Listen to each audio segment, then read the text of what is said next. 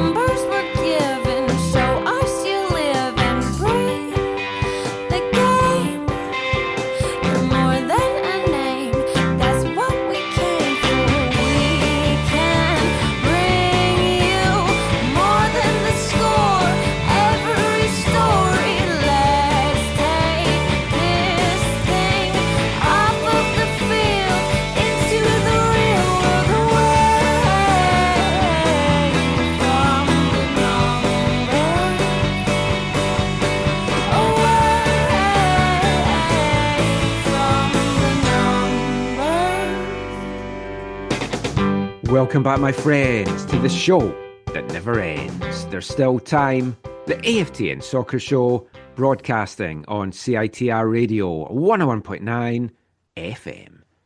I'm your host, Michael McCall, and I'm flying solo this episode.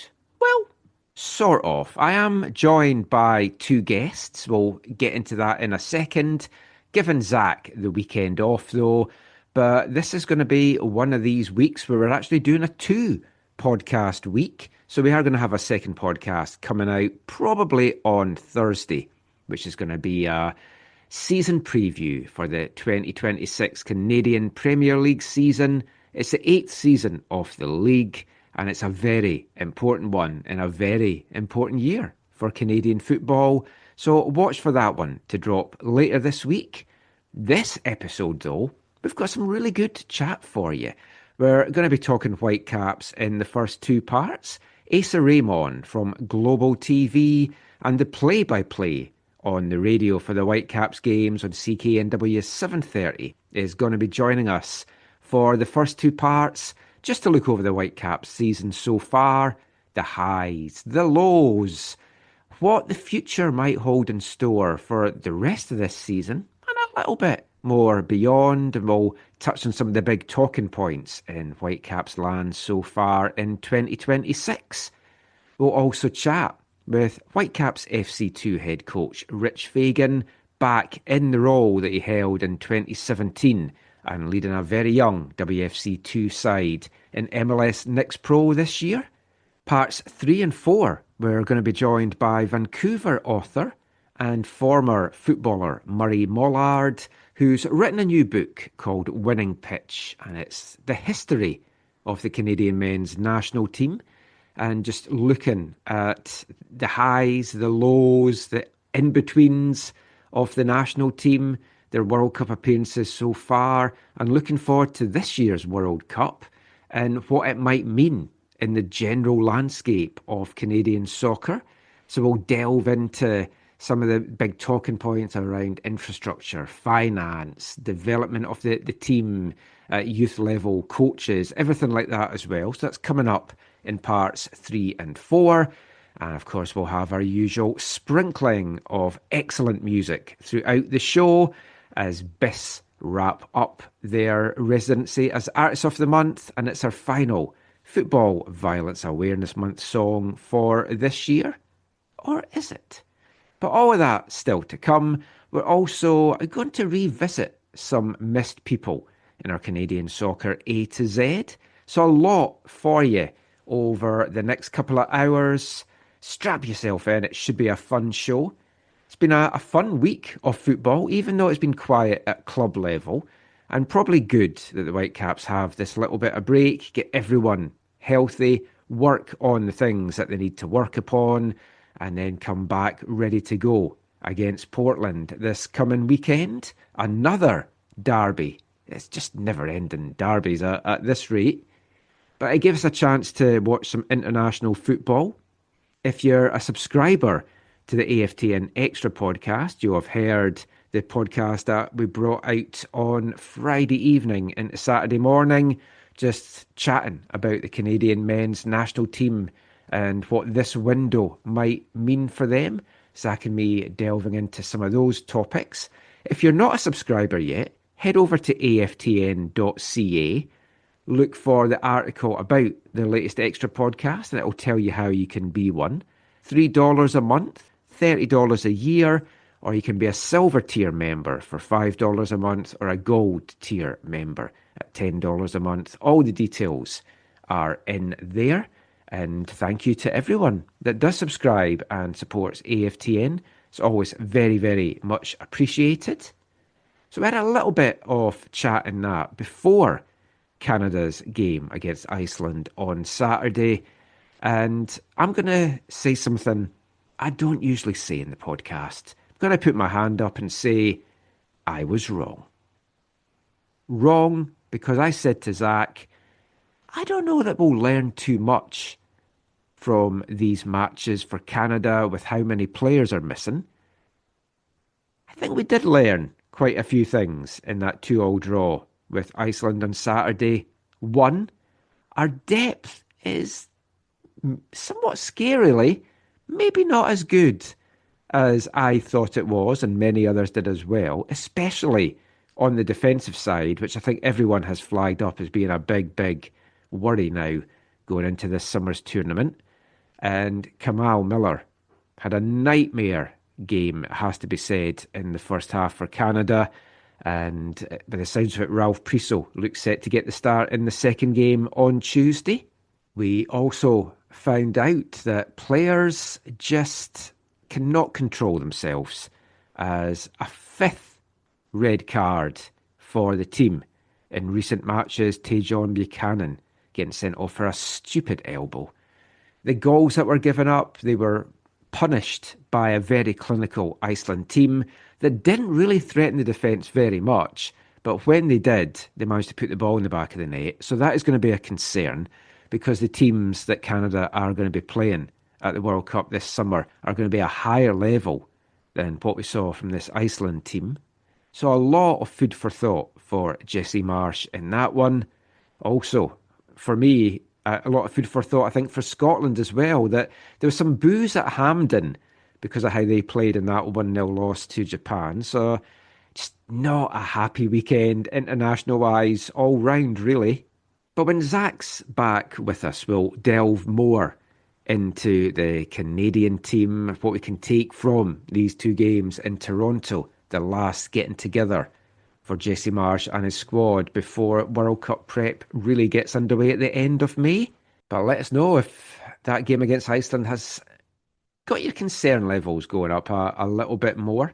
But since we're talking Canadian soccer, let's start how we've started many of the podcasts this year as we head to the latest instalment of AFTN's Canadian Soccer A to Z.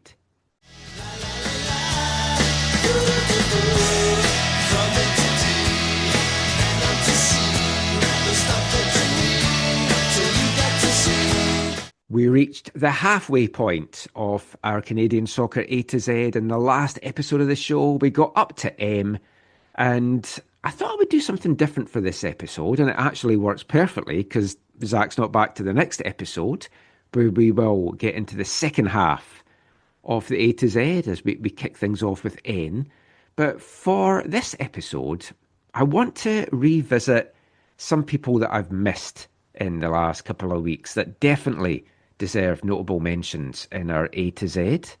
Thank you to Bax Teffer on Twitter for flagging these ones up as well. Very right to do so. Can't believe I missed them, actually. So first of all, let's go back to the letter L. And I'm going to talk about a Scot, born in Aberdeen, sadly passed away in 2015, aged 81. Played 11 games for Toronto Metros in the NASL back in the day. Then also managed the Metro side in 1971 and 1972. And from a playing capacity, that was really his main involvement in the Canadian game. So why would you say that he's going to be in the A to Z? Well, let me tell you. The man I'm talking about is Graham Leggett, and he began a second footballing career where he became an analyst for CBC during the 1976 Summer Olympics and also at the World Cup in 1978. He later went on to host TSN's Soccer Saturday and was an on-air analyst on its broadcasts for many, many a year.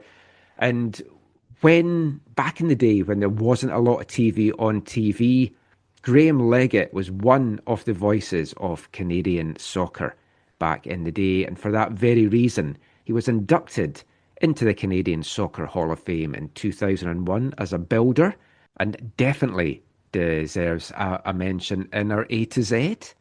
And moving on to M from last week's show, I genuinely don't know how I missed these two out. And Zach's also going to be kicking himself when he hears this as well. But the first one, and I think part of the reason I didn't mention her in M, and spoiler, she's going to crop up next episode as well when we get to N, but Diana Matheson.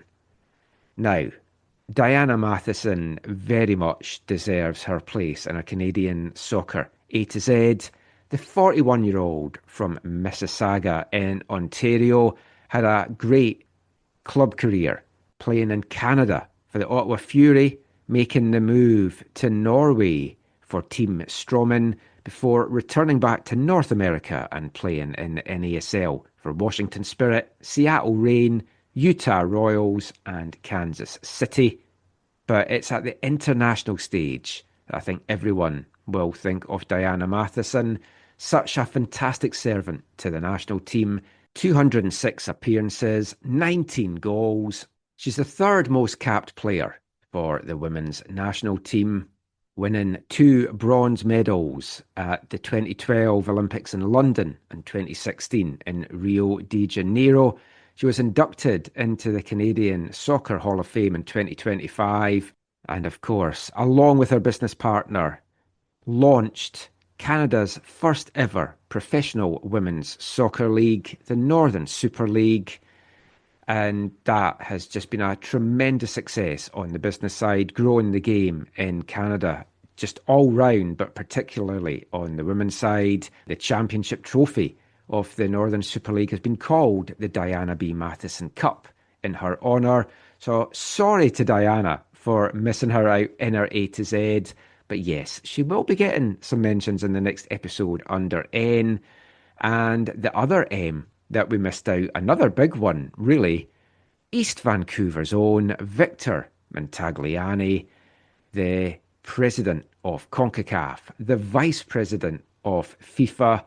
The 60-year-old has reached the highest ranks anybody from Canada has reached in the world of football. He's a former president of BC Soccer Association as well, and has just been so instrumental in growing the game here in Canada. So I think those three, Graham Leggett, Diana Matheson and Victor Montagliani, notable mentions. Apologies to all of them for missing them out, but we will be back next episode as we kick off the second half of our Canadian Soccer A to Z as we reach the letter N.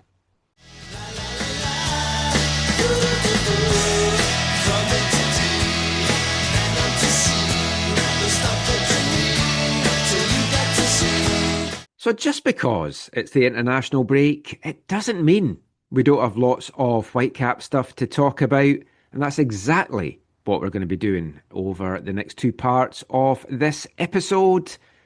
And with the MLS team not playing this weekend, it was great to see such a good turnout at Swangard Stadium for the second home game for WFC2 this season, the first one at Swangard. They had the double-header with the first team against Minnesota United a couple of weeks back. But this game against LAFC2 had a really good turnout. Stand was packed. It was a good atmosphere. It was a lovely day out in Burnaby as well. I want to give a shout out as well to Dom that I met at the game, long-time listener to the show. So nice to meet him in the stands during the game. And it was a fantastic first half for Whitecaps 2. Played some of the best football they've played all season. Went in at the break 2-1. The wheels did kind of come off a little bit in the second half. They lost 2 goals to LAFC2 and went down to a 3-2 defeat in the end. That was their 5th game of the season, just a 1 win to show for it so far, 1 draw as well, although they did lose the penalty shootout in that. 3 defeats now to start the campaign. And as we always say, this team, it's not about the results, it's all about the development. And it's been a very good record at moving players from WFC2 up to the first team. Look at Ali Ahmed. He made that move. Look at him now, lighting it up for Norwich in the Championship, doing well for Canada and the national team as well. 2 call-ups from WFC2 signed deals this past off-season as well. Mihail Gerasimenkov and Nikola Djordjevic. And you just wonder who is the next player that is going to make that leap be. And that's why it's good to get out to these games, see the young players coming through. And it is a very young side this year. It's a mix of guys that have kind of graduated college and guys that have come through the academy side of things as well. And a number of the academy guys are very young. And they had good experience last year playing for the Whitecaps under 19s in League 1 BC. They've now made the jump to the second team in MLS Next Pro. And the man that was appointed to lead the team this year, taking over from the departed Ricardo Clark, was Rich Fagan, who spent more than 15 years within the Whitecaps organisation. We've known Rich for a really long time. He's been in charge of the twos before, back in the first incarnation of the team in the USL days. He's been involved with Whitecaps Academy since 2012, and he's taken charge of a number of different age groups there. So I haven't had a chance to catch up with Rich yet since he was reappointed to the job, so he remedied that after the game against LAFC 2 on Saturday. So we'll bring you that chat just now.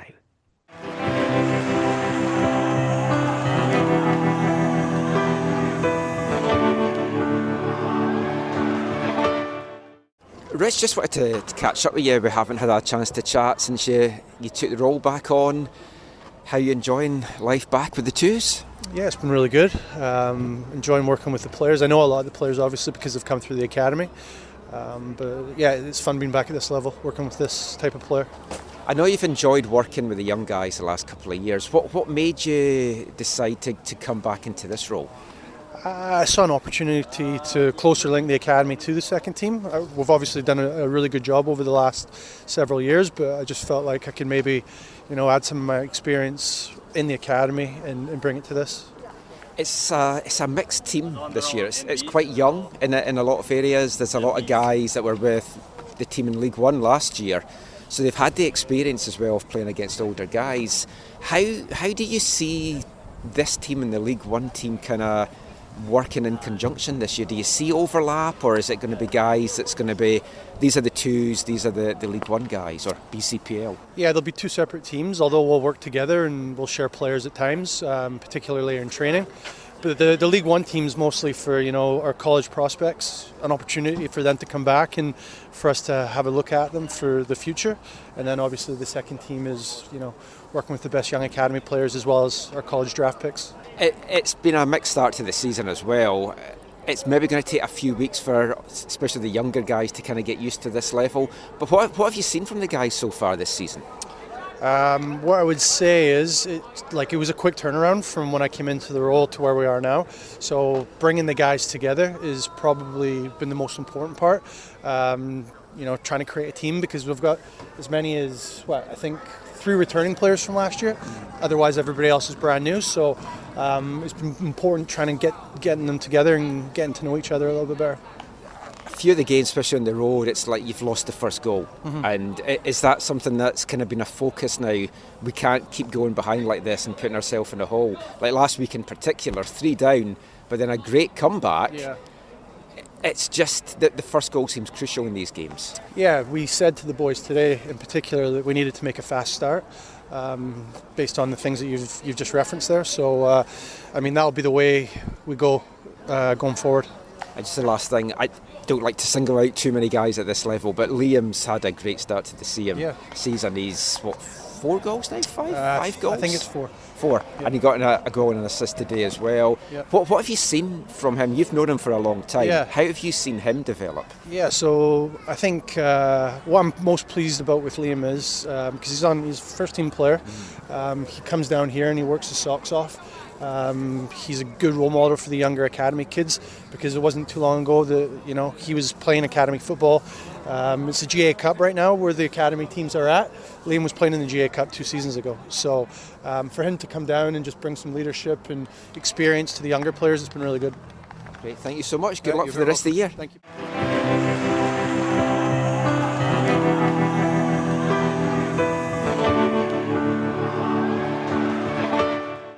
Whitecaps FC2 head coach Rich Fagan there, back in the role that he held in 2017.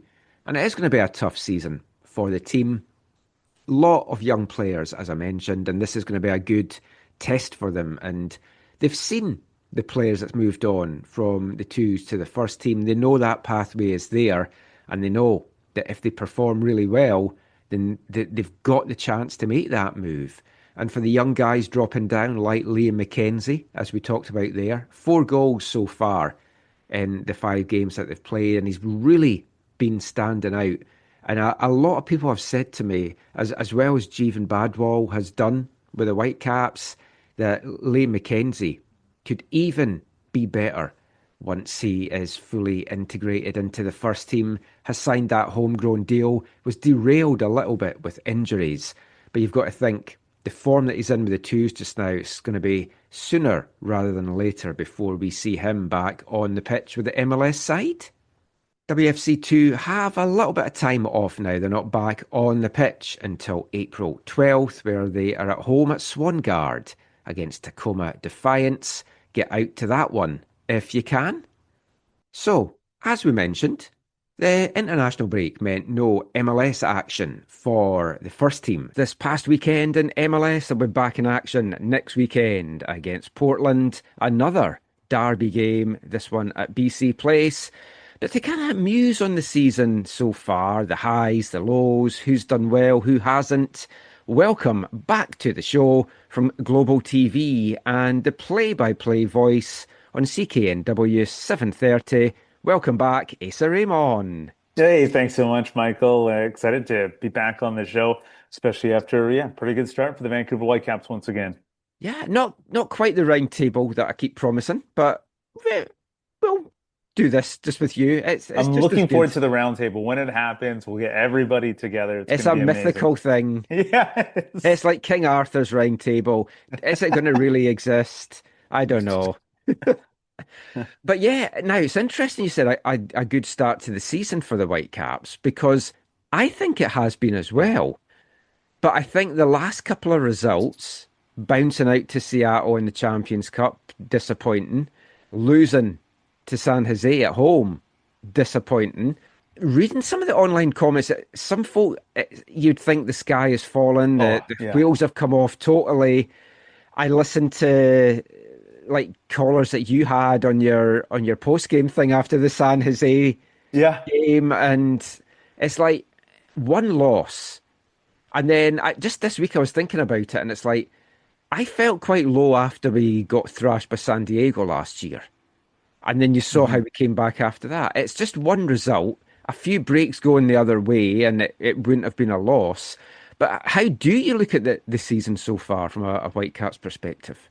I'm so glad you brought up the post-match comments, because I kind of forgot about it till now. But you're right. Like, we had a couple callers, but mostly reading off of X, just the reaction to that loss, which was, sure, disappointing, but I didn't think it was a terrible game. Like you said, a couple bounces go your way. I think Brian White would want a couple of those back as well. And we know that he's a great finisher, among the best in the league. Sometimes it just doesn't go his way.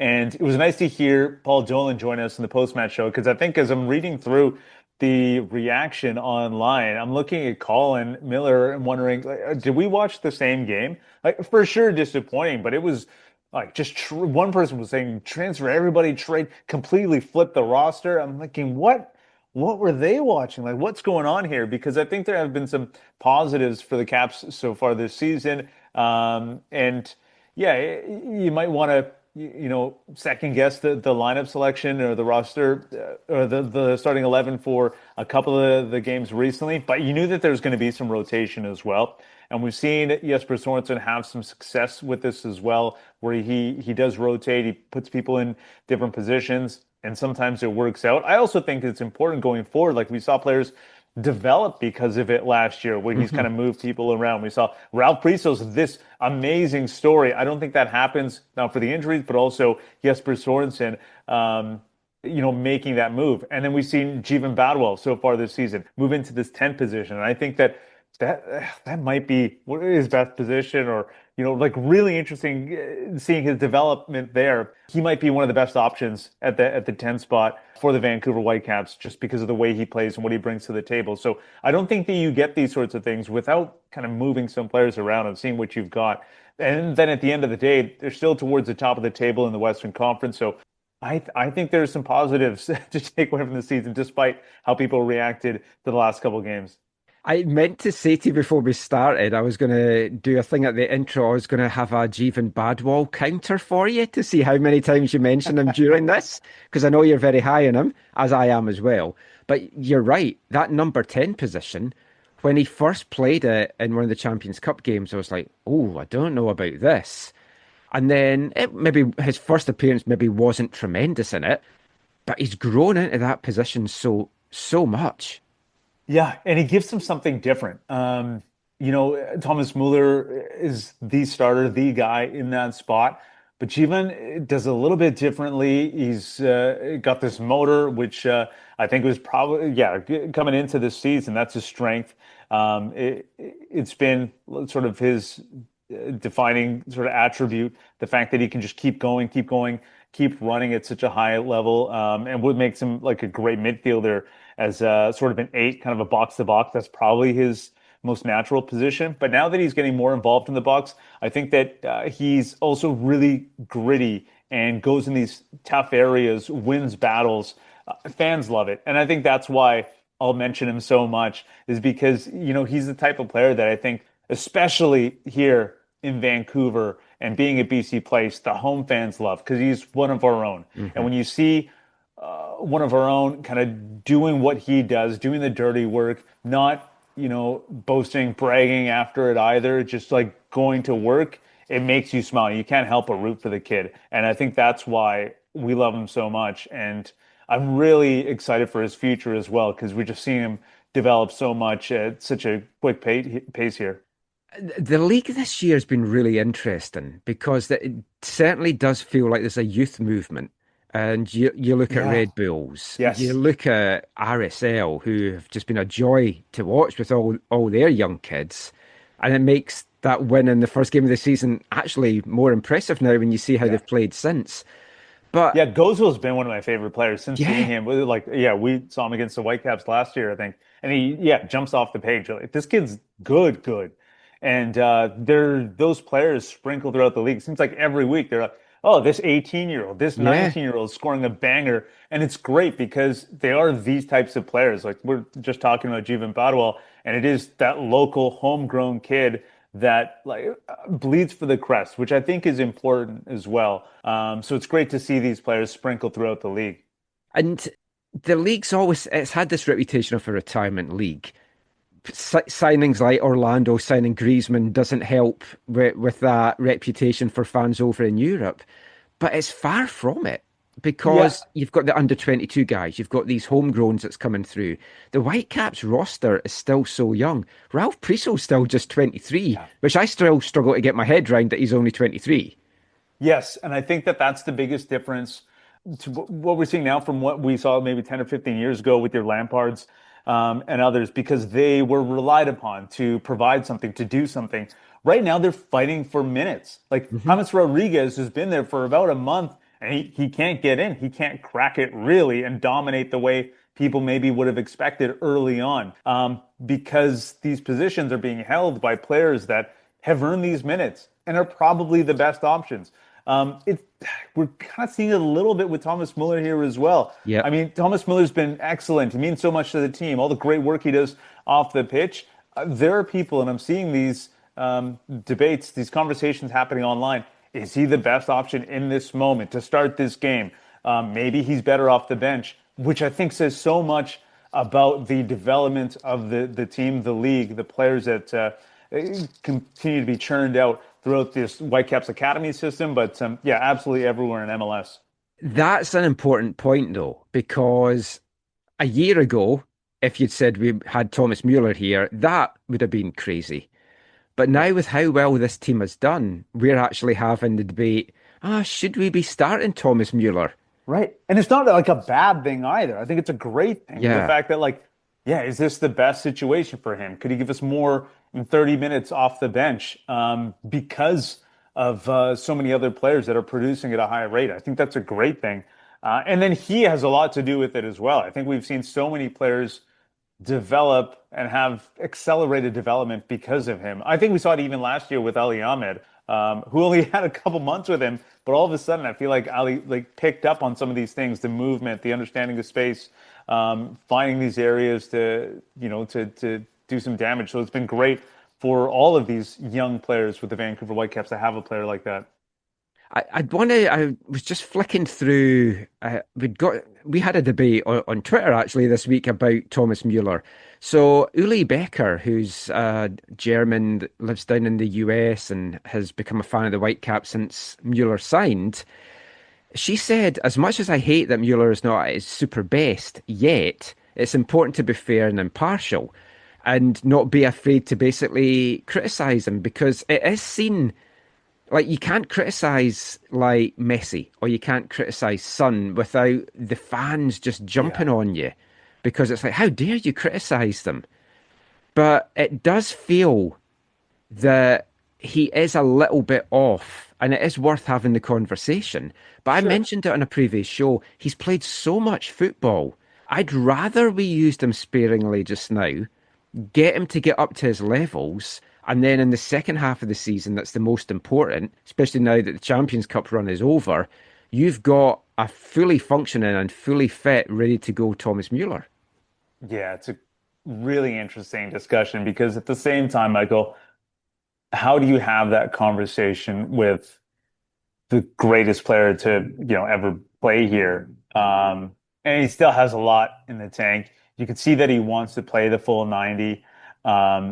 So I think that's a great debate conversation for people to have off the pitch. I think it'd be really hard internally within the group, to kind of figure that out. I think he knows himself that he's not playing that well, because you see it from his reactions. His passing's off. They're overhit, they're underhit. Now, some of it might be the turf, some of it's chemistry, because he's still trying to get it going with the new guys, and with Brian, it's not quite there that we saw with like Ryan and Brian in the past. But I think also as well, he gets so much attention on him, like he's double marked, or players aren't giving him space to get these little passes off now. So I think he knows there's more to come from him, because he's acknowledged, he's put his hand up, apologised for stuff. And we'll talk, we'll kind of break down each position and talk about some of the highs and lows in each area of the park. Just before we get onto that, though, the bar's been set so high by Jesper last year. And we touched on this on the last show. Bruce Arena's comments after the game last Saturday of, we're just wanting to be a playoff team. The Whitecaps have their sights set much higher than that. It's so wild to think that someone like Bruce Arena's like, the Whitecaps are a team that's battling for the top. And that's the bar that Jesper set. So I do get, because of how well we did last year, that going out the cup early is disappointing. Losing at home, not scoring a goal is disappointing. But we've also got to be realistic in it. And other teams have seriously strengthened as well. Yeah, they've gotten better. I thought for the most part that the Whitecaps kind of defended and dealt with Timo Werner when he came into that game. The Whitecaps are a team to beat, and you're going to have opponents well aware of what the Whitecaps can do. They will set up in this low block play for a low scoring affair, especially at BC Place. So that was essentially textbook performance and result for San Jose. That's exactly what they wanted to do. Maybe they would have, obviously they would have wanted to capitalize on another counterattack, and they had their chances in some of these moments. But yeah, that's a credit to what the Whitecaps have done so far.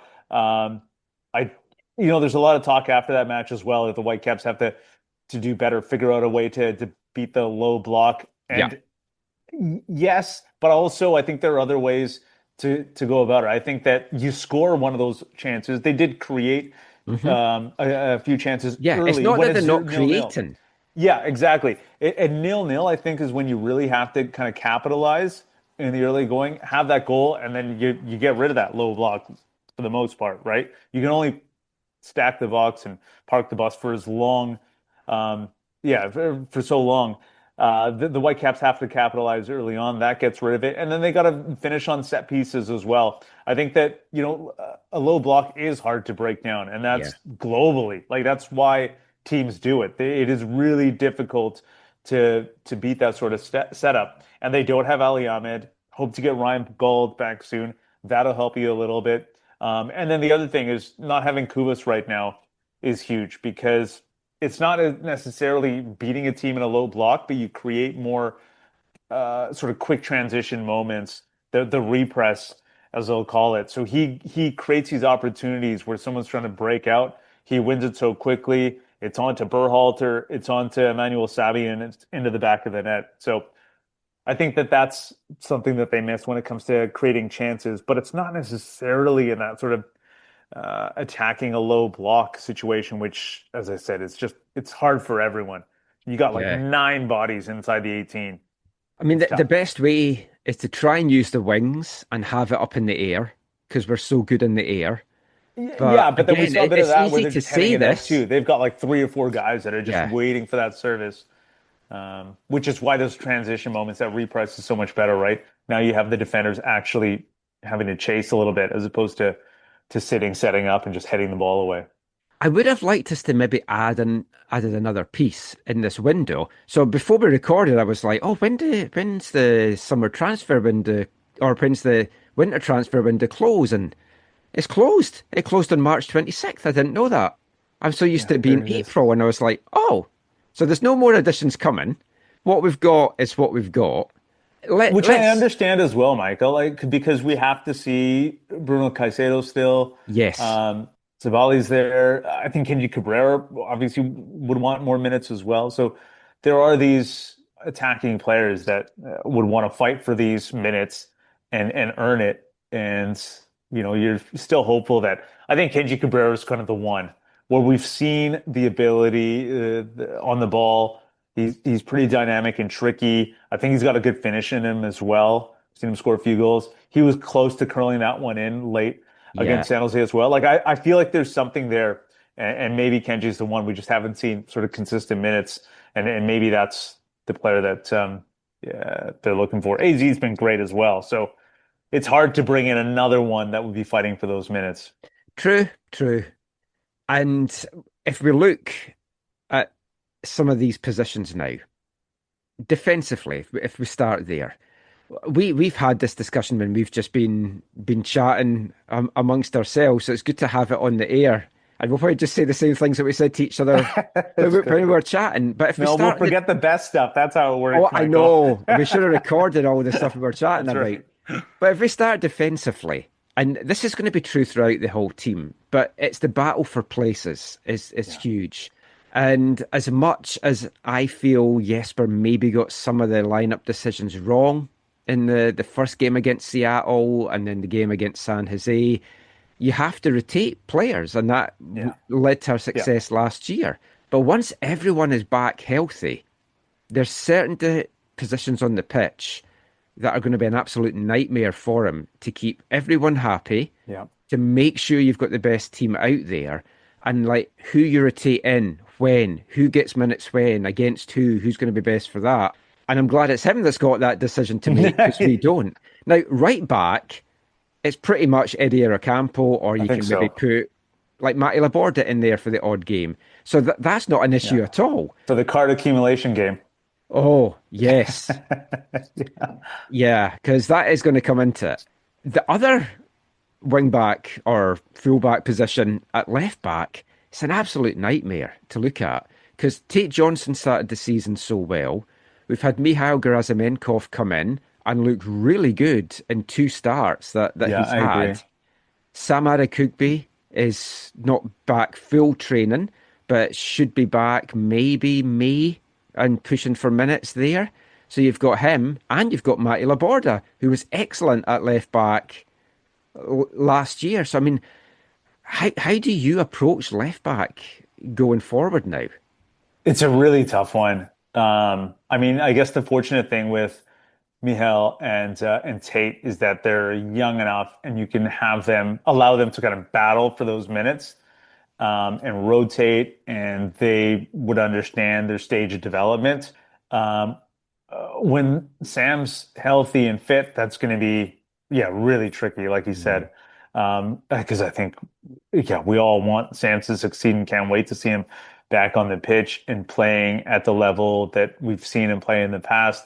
And when he reaches that level, good luck getting minutes over him, right? Because I think that we all know that Sam at his best is one of the best sort of left backs in the league, not Yeah, just with the Caps, right? So he was flying last year. yes, exactly, which is what made the injury so heartbreaking, right? To see that because yeah, it looked like old Sam again, Hmm. and honestly, just waiting and hoping for that day to come again soon. But you're right. Once that happens, it's going to be really tough to figure out that left back spot. And I actually started to think about this a little bit more, especially with the way Jesper likes to move players around. The one area you mentioned that there are like competitions almost everywhere, battling for minutes. That's the two midfielders, and now with Kubas out for a minute, it Mm. makes that area interesting. Berhalter on international duty here as well, and maybe that's something that they consider with the World Cup and everything. He's going to be really utilized there, and who knows his future with the club as well. Who can slot in there? You have Ali Laraz, and then is someone like Tate or Mihail able to move into that spot to get some minutes, gain some experience? Is that something that Jesper's thought about in any way, just to give him a taste of something new? I Yeah, mean, be would curious to you? see if something like that happens. What about like Ralph, like moving him forward as well, back into that number 6 role? Or does Yeah, that I mean kind of that's undo some of that's the good work and him learning and being in I'm a defender mindset? great point because yeah, you're right. He's at least he knows the position. He's played there. Familiar position for him, and that center back spot is just as competitive as that left back spot once Ranko's back. So yeah, it could be Ralph kind of moving back into that 6 spot, but he's been just so good in the build up as a Hmm. center back. I think that that's a great spot for him. I'd be curious to see honestly Tate in that 6 spot, just with how tenacious he is.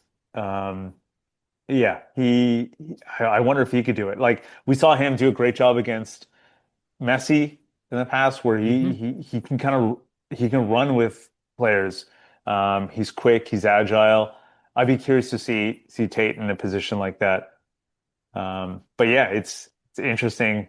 It's an interesting area of the pitch when you look at the back four and then the two Yeah, in front of them. because centre back as well, like Bilal Halbouni will be Yeah, back that's right. sooner rather than later as well, but he feels way down the pecking order now for that position. And I know they hadn't initially brought him back, and then they Yeah. have brought him back, but you've got Ranko that as soon as he's good to go and is fully match fit, he has to be in the back beside Blackman. You would have thought, Right. but then Ralph misses out then.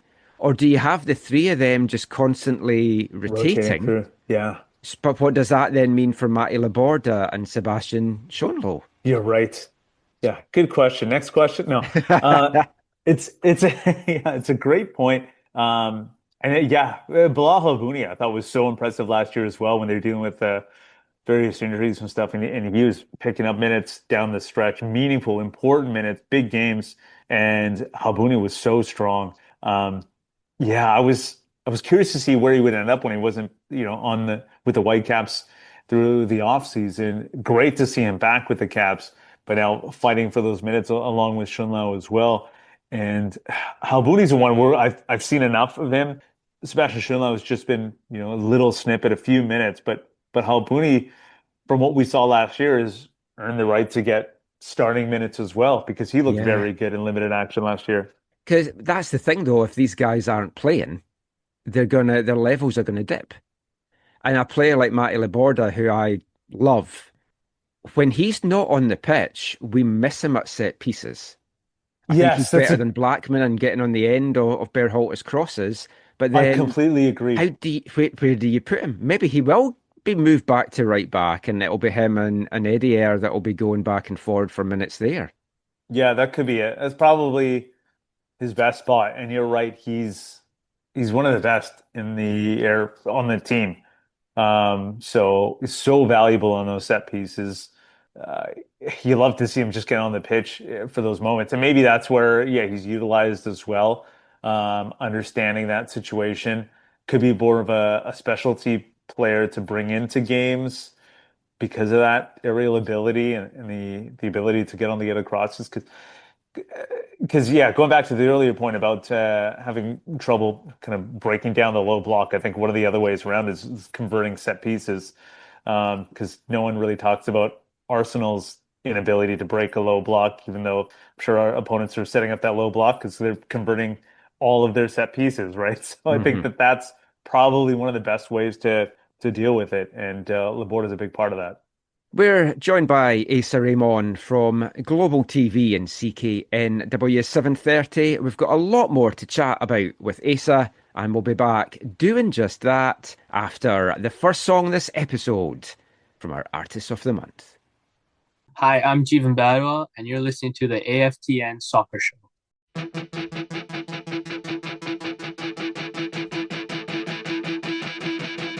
On the castle estate, no foundations to shake. My earth is hard and unfamiliar. It's the moments we make, legitimate mistakes. Every sound is the sound of a heartbreak.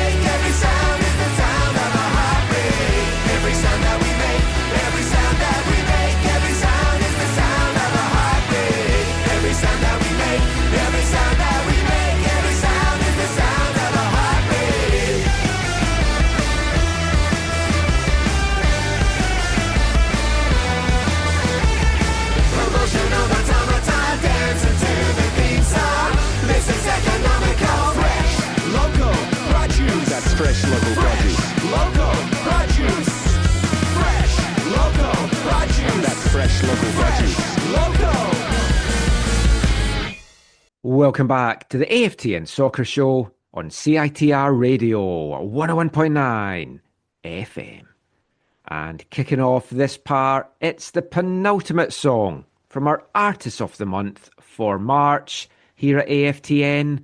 From Thornleybank, Renfrewshire in Scotland, the band is Biss, and we've been playing songs all month from their first release in 1995, and I'm bringing you pretty much up to date, but not fully up to date, with a song there. That is a song taken from their fifth studio album, Slight Disconnects, released on the last night from Glasgow record label in February 2019. Wasn't officially released as a single. It was released as a music video, which a lot of bands are doing these days as opposed to having single releases. My favourite track on the album there, Sound of a Heartbreak, and slight disconnects with their fifth of six studio albums. Their most recent one coming out in October 2022, Systems Music for Home Defence. Check out all of Biss's back catalogue in all the usual places. And we've got one more special song to come from the band, and that will kick off the next part. So let's get back talking football, back talking Whitecaps. I'm joined by Asa Rehman from Global TV and the voice of the radio for the Whitecaps on CKNW 730. Talked a lot in the first part about Whitecaps. We've got a lot more to cover in this part as well. We finished the last part looking on the defensive side, moved a little bit into the midfield side. So I want to talk a bit more about that midfield positions and just the importance of it to the team really in this part. Let's start with Andris Kubis. So we know he's out for maybe 4 weeks because Jesper's not a psychic. He can't put a definite thing on that. Right. I love that answer. Yeah, the hardest question. So good. I think she took a bit of offence at it, but I was like, oh no, good for you. If you're going to be asked, what about this guy? What about this guy? It's like he's learned from Ryan Gould's maybe 2 weeks away not to commit to anything anymore. Yeah.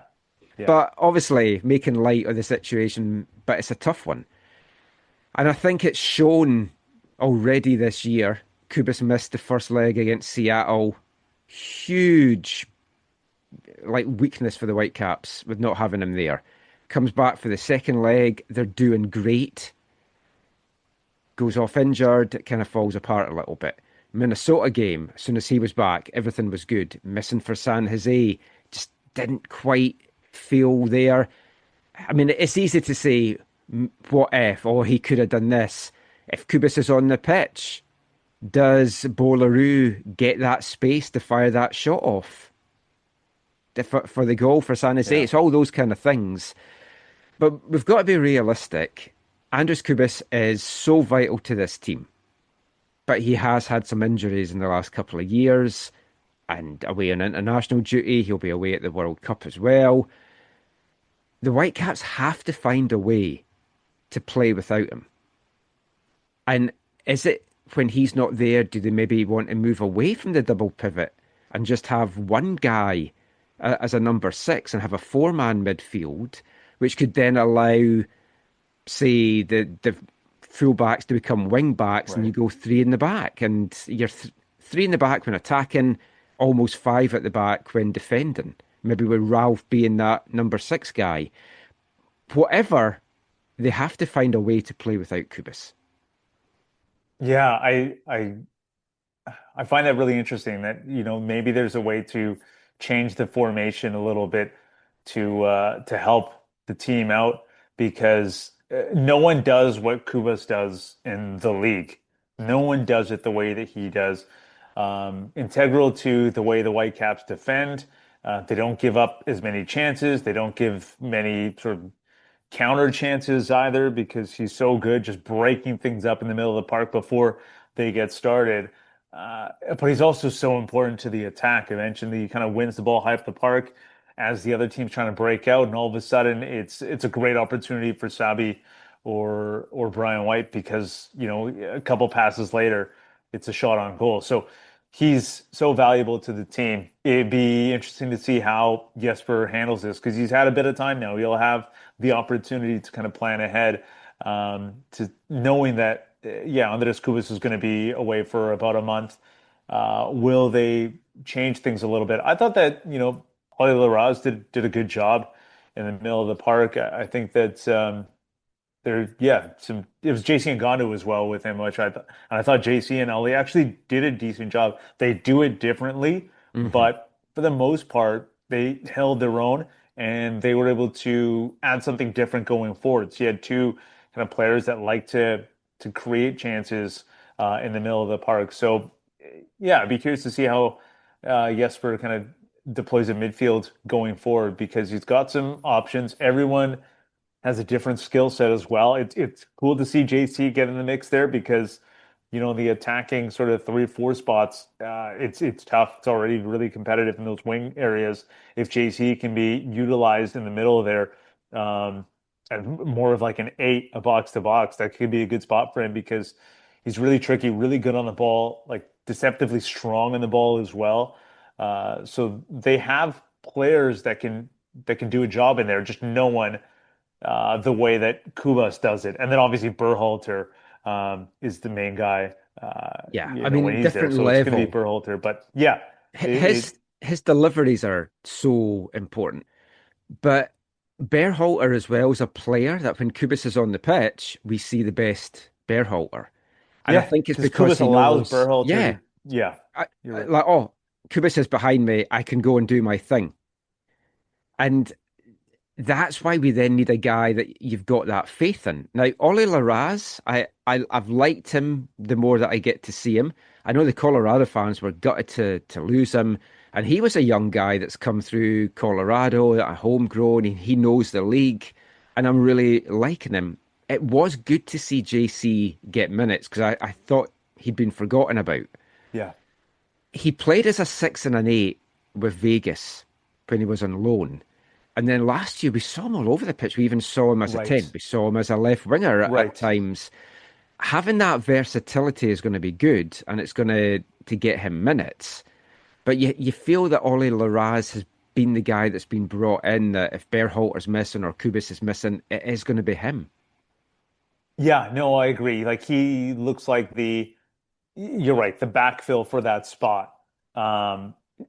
It was really good to see, just echoing your comments, JC in that spot, because I didn't really anticipate it because of where we saw him last year on the pitch, but it seems like a good area for him because he's a decent ball winner.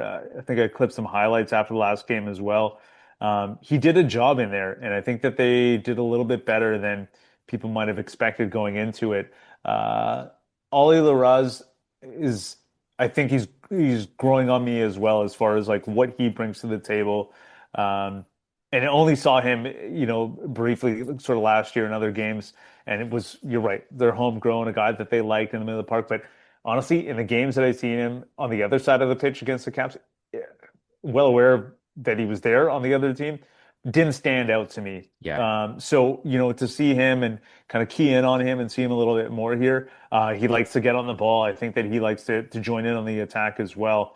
And I heard him on, you interviewed him as well earlier this year, and it was really good to kind of hear his journey to the Vancouver Whitecaps. And this could be, really good for him to get out of his comfort zone a little bit. And then one thing we talked about with Thomas Muller before and the impact that he's had on players around him, we've seen it with Andres Kubas as well. Sebastian Berhalter's talked about it, how much he looks up to Kubas and how much he's learned from Andres Kubas. And I think Larraz is going to have, similar education here in the middle of the park. So the best is yet to come from him and maybe from JC as well, kind of learning that spot, which might be a little bit new for him. And really curious to see how these next few games go without Andres Kubas. Yeah, because then we also have Jeevan, and we'll get back to talking about Jeevan here. You brought it up. I brought it up this time. That's all right. So we've seen him as a 10. We've seen him as a 6. We've seen him as an 8. We've seen him on the wing. I've liked him, I think, best as the 10 and on the wing. And I would never have thought of Jeevan on the wing, but he played really well down in Portland. And he's thriving in the 10, and he can learn a lot playing that position under Thomas Muller as well. It's like, what a mentor to have if you're going to make that. But, do we look at him maybe in the 6-8 double pivot role as well? Yeah, probably. You're right. That's the most logical move. Probably Berhalter and Jeevan as your, two holding midfielders, because you have so many other options going forward ahead of him. But I agree in that. I think my favorite spot to see him so far this year is at the 10. And I think he's learned a lot from Thomas Muller in the way he plays that position, because when he's in that position, he's everywhere. Yes. He moves from side to side, and they're all kind of interchangeable. I mean, Jesper's talked about that as well. The fact that there's like, AZ can slot inside if Thomas flips out, or same with Givon. And then, but the thing that Givon has that I love as well is that run in behind. There are only so many players that really have that speed and that willingness to make the run in behind. And he had that one, an early ball over the top, gets on the end of it, and he rattles it off the post. He has that ability to break the lines and make the runs behind the defense, which I think is such a threat. Because right now it's Brian White will make it, Emmanuel Sabi's the other one. Kenji and AZ seem like they want to collect underneath and kind of cut in onto their favorite foot. And then Thomas Muller wants to come and collect as well. So Givon's this player at a 10. If Brian makes one diagonal, then Givon can kind of slip in behind, make the other one for that ball over the top. And it's really cool to see, because I think that puts a lot of pressure on defenders to be aware of, three players that are going to make that run in behind. That helps us transition into talking attack, which I'm kind of classing the wingers in attack more as like left midfielder and right midfielder. But again, guys like AZ can play as a 10. He told us he prefers being on the left wing, and I think that is where he's done best this year. So these are also the positions where we've still got a lot of questions and a lot of depth, and that's with losing Ali, with losing Jaden as well. Emmanuel Sabi, now we've touched upon this in the show, but I'd like to get your thoughts from it. He missed pre-season, basically. Yeah. But then he came back and was slow getting into it. But the game against Minnesota, I thought he was excellent. But then against San Jose, it looked like he dipped again and was trying to just do too much. Yeah, and try to just chalk that one as a one-off, because you're right. I thought that, it stood out, the fact that he was beating one and then trying to take on one or two more. And I don't know, I'd have to watch it back to see what the differences were. Maybe it was because there was so much rotation and players in different positions. Maybe there weren't as many options to move it after he beat one. But you're right. I think you might be right with that last point, because I think Minnesota it seemed out of character. Minnesota were way more open than San Jose were. Because usually the one thing I love about Sabi is he's very direct. And the week before, it was taking to the byline, cutting it back, and Brian White banging it in. Or it was like getting in two touches and firing it at goal. Usually that's what we see from Emmanuel Sabi. And then in the game against San Jose, it was beating a player, trying to take another one, like going more to goal with, San Jose players in the way. So you got to chalk that. I'm chalking it up as just a one-off, just this one game where, maybe there was just, too many players in different positions and being a little bit unfamiliar. But I think when Sabi's at his best, he's making that run in behind where he's collecting, and he's like a power forward in any other sport, right? And it's cool to see him in this spot as well with the Whitecaps, where he's just going to put his head down, like go at you, make it really uncomfortable for you, and try to finish with a shot or a hard cross. And that's when he's at his best. So, when he's going, I think that he's a great option, probably one of the best at that right wing spot because of the way that he plays it. It's very direct.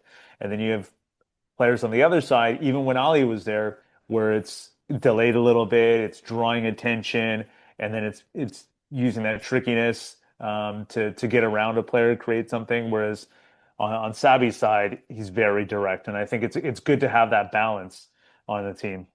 My only big criticism, I think he needs to stop trying to go for the bicycle kicks and go for the dramatic finish and just get the ball and just score normally. It's great when it works, or if it comes close, it's like, oh.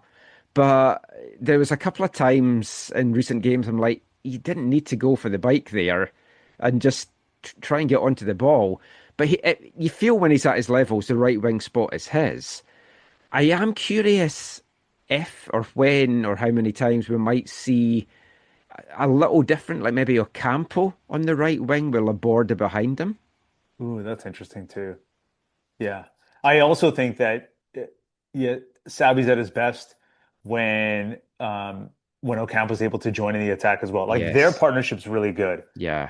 And they work well off each other because I think that Ocampo reminds me of like old school Bayern Munich with Lam and Robin, where it was a nightmare to handle both of them because you'd have Robin coming in, cutting onto his favorite left from that right spot, and Lam just constantly overlapping, and it's really tough for defenders to deal with.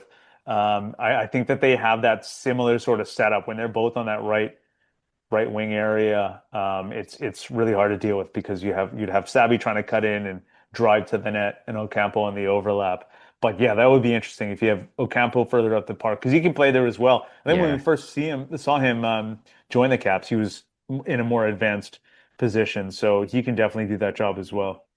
He's somebody as well that has learned not to be so selfish.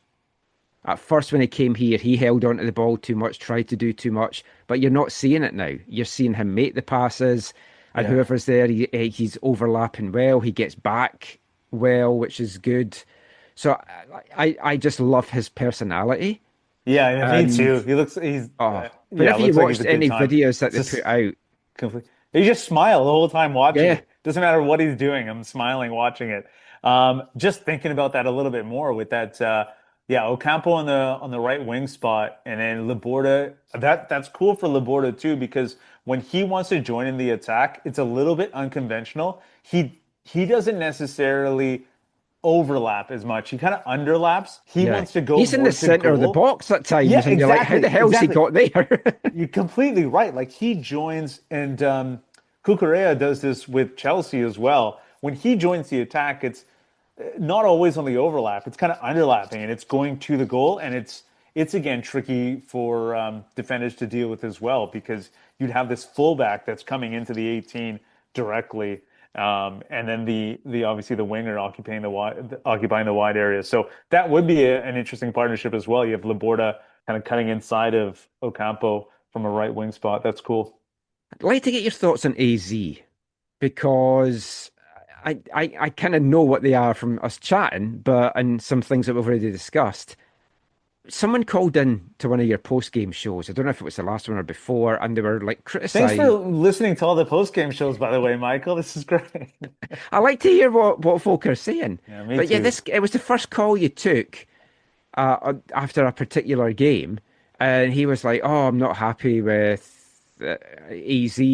And then somebody had messaged me on Twitter as well, saying, "Oh, AZ's a waste of space out there," and it's like, look what he's got goals, he's got assists, he's constantly, but they feel he's just not able to get past players or do the telling finish.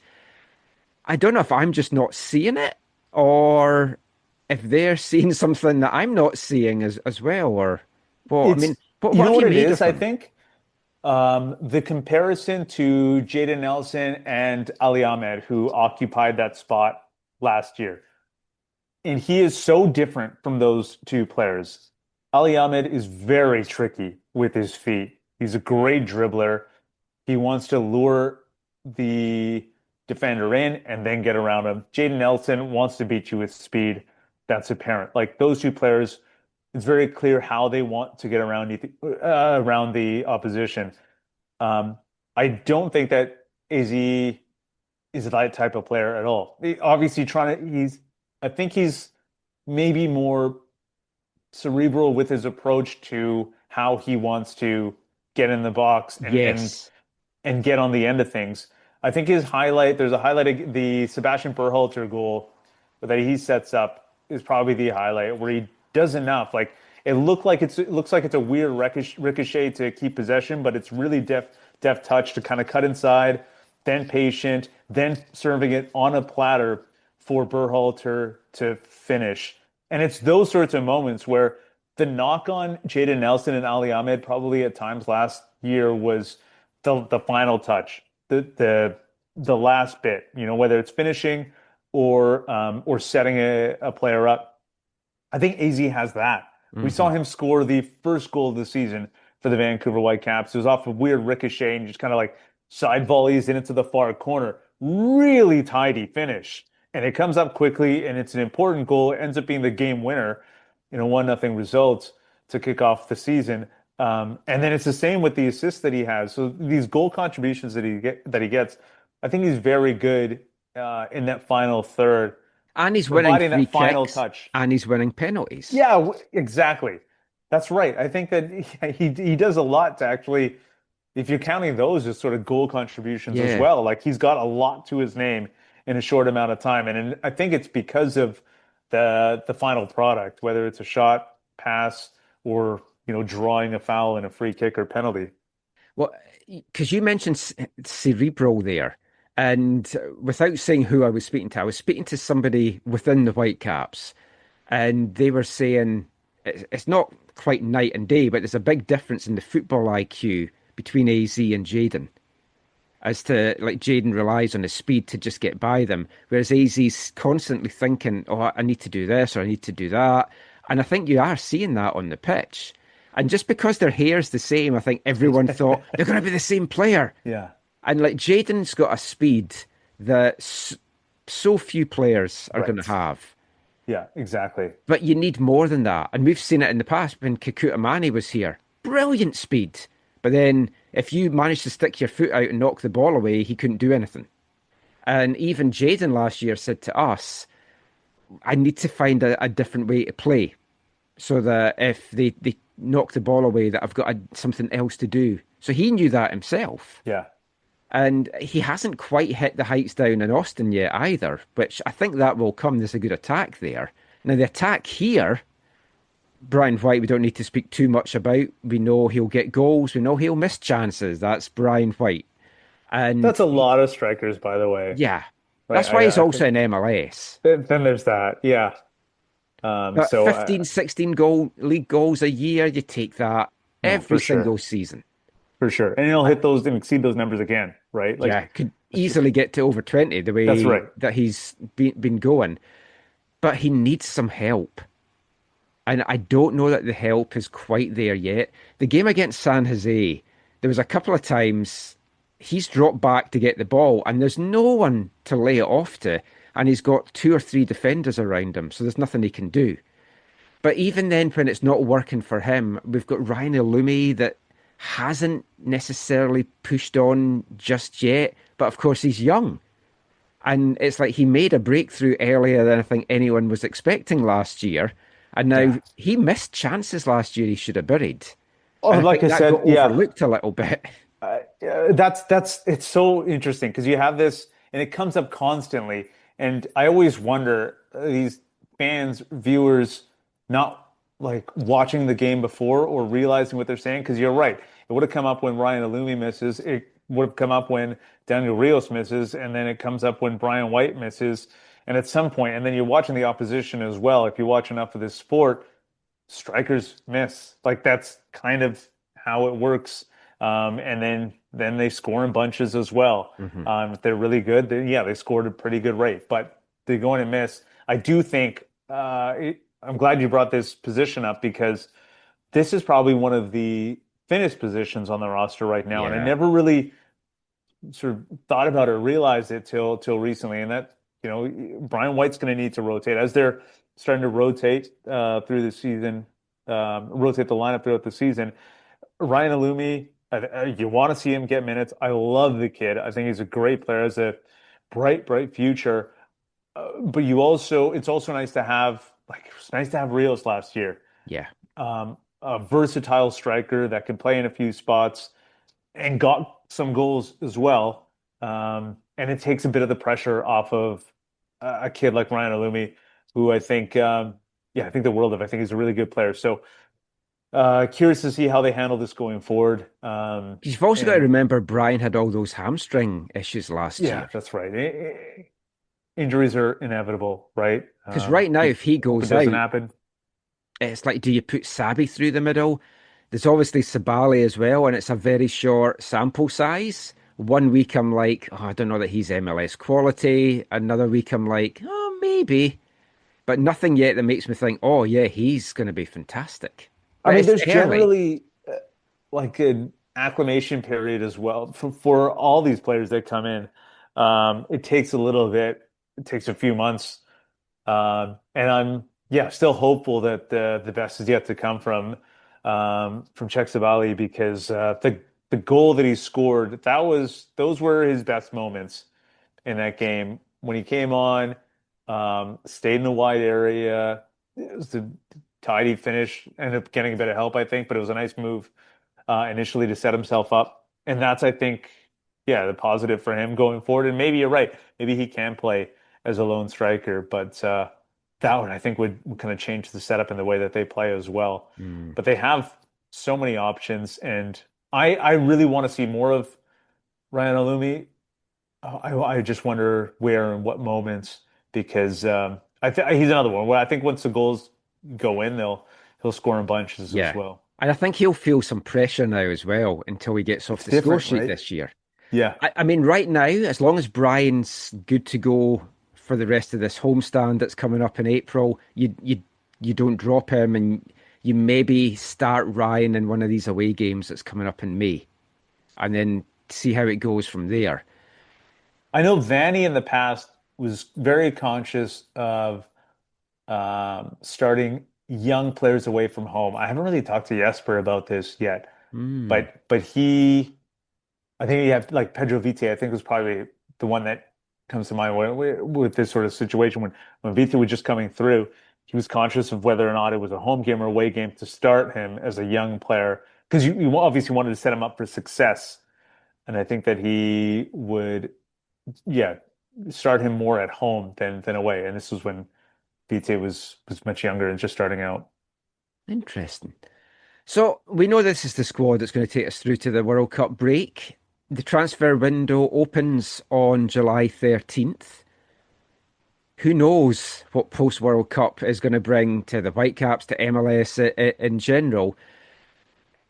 If you look at how things are right now, July 13th comes. Is there positions on the field that you feel they need to go out and strengthen right now, or do you feel we're pretty good?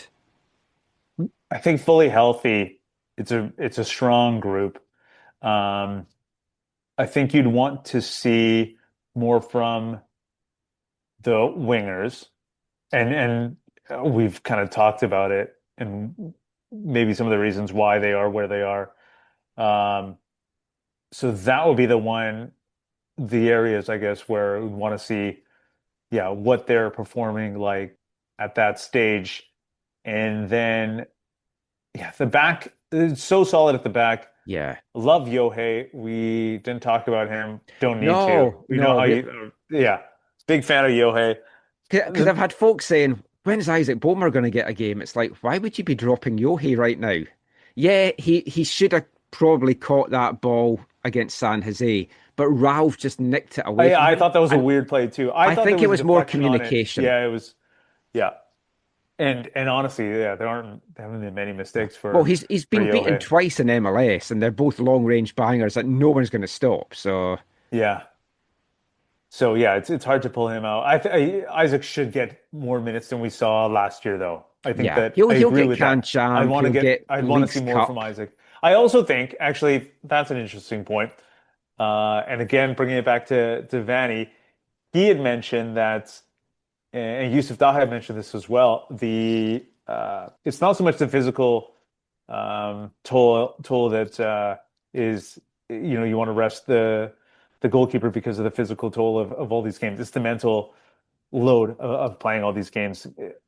And they're going to have a lot of games, even though they're out of the CONCACAF Champions Cup. And I think that, early in the season or after a break, you see a different Yohei. Like he's just way cleaner all over the pitch, just in distribution, in touches, in saves, everything. And again, it's not a physical toll. I wouldn't imagine for a keeper, but mentally, and probably similar with hockey goalies, where you have to be so high, like super focused the whole time, especially when it's in around the area.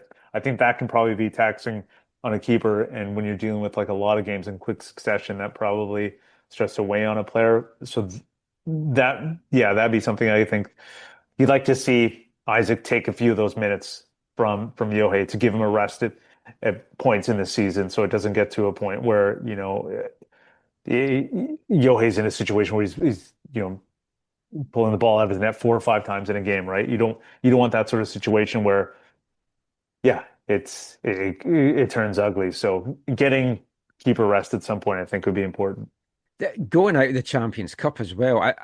I've never spoken to Jesper about this. It might be an interesting thing to talk to him about because I remember speaking to Mark DeSantis, and I can't remember if Vanny said this as well, but MDS definitely did. He had teams sometimes planned out for 10 games who was going to rotate in and out if everything went well and there was no injuries or suspensions. Right. So it might be that Jesper's thought, well, we'll play JC in this game or this guy here because then we've got Champions Cup in between. So it's not there now. So that may have messed up some of the plans, or they'll just have to kind of adapt on the fly. But it's trying to keep everyone happy. And if you bring more players in, the chances of doing that then also diminish a little bit if you don't move anyone on. Yeah. There is an open DP spot if the club wanted to switch to a 3DP system again for the second half of the season. They could add a DP. I've seen some folks say a DP winger is maybe what they should look at.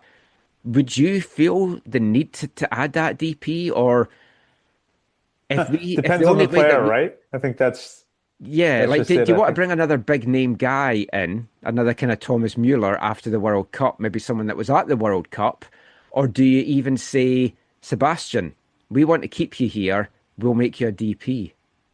That would be interesting. Yeah, I think I like the players, the group, the core that they have in place right now.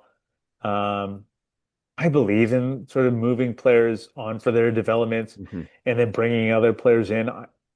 I kind of like that.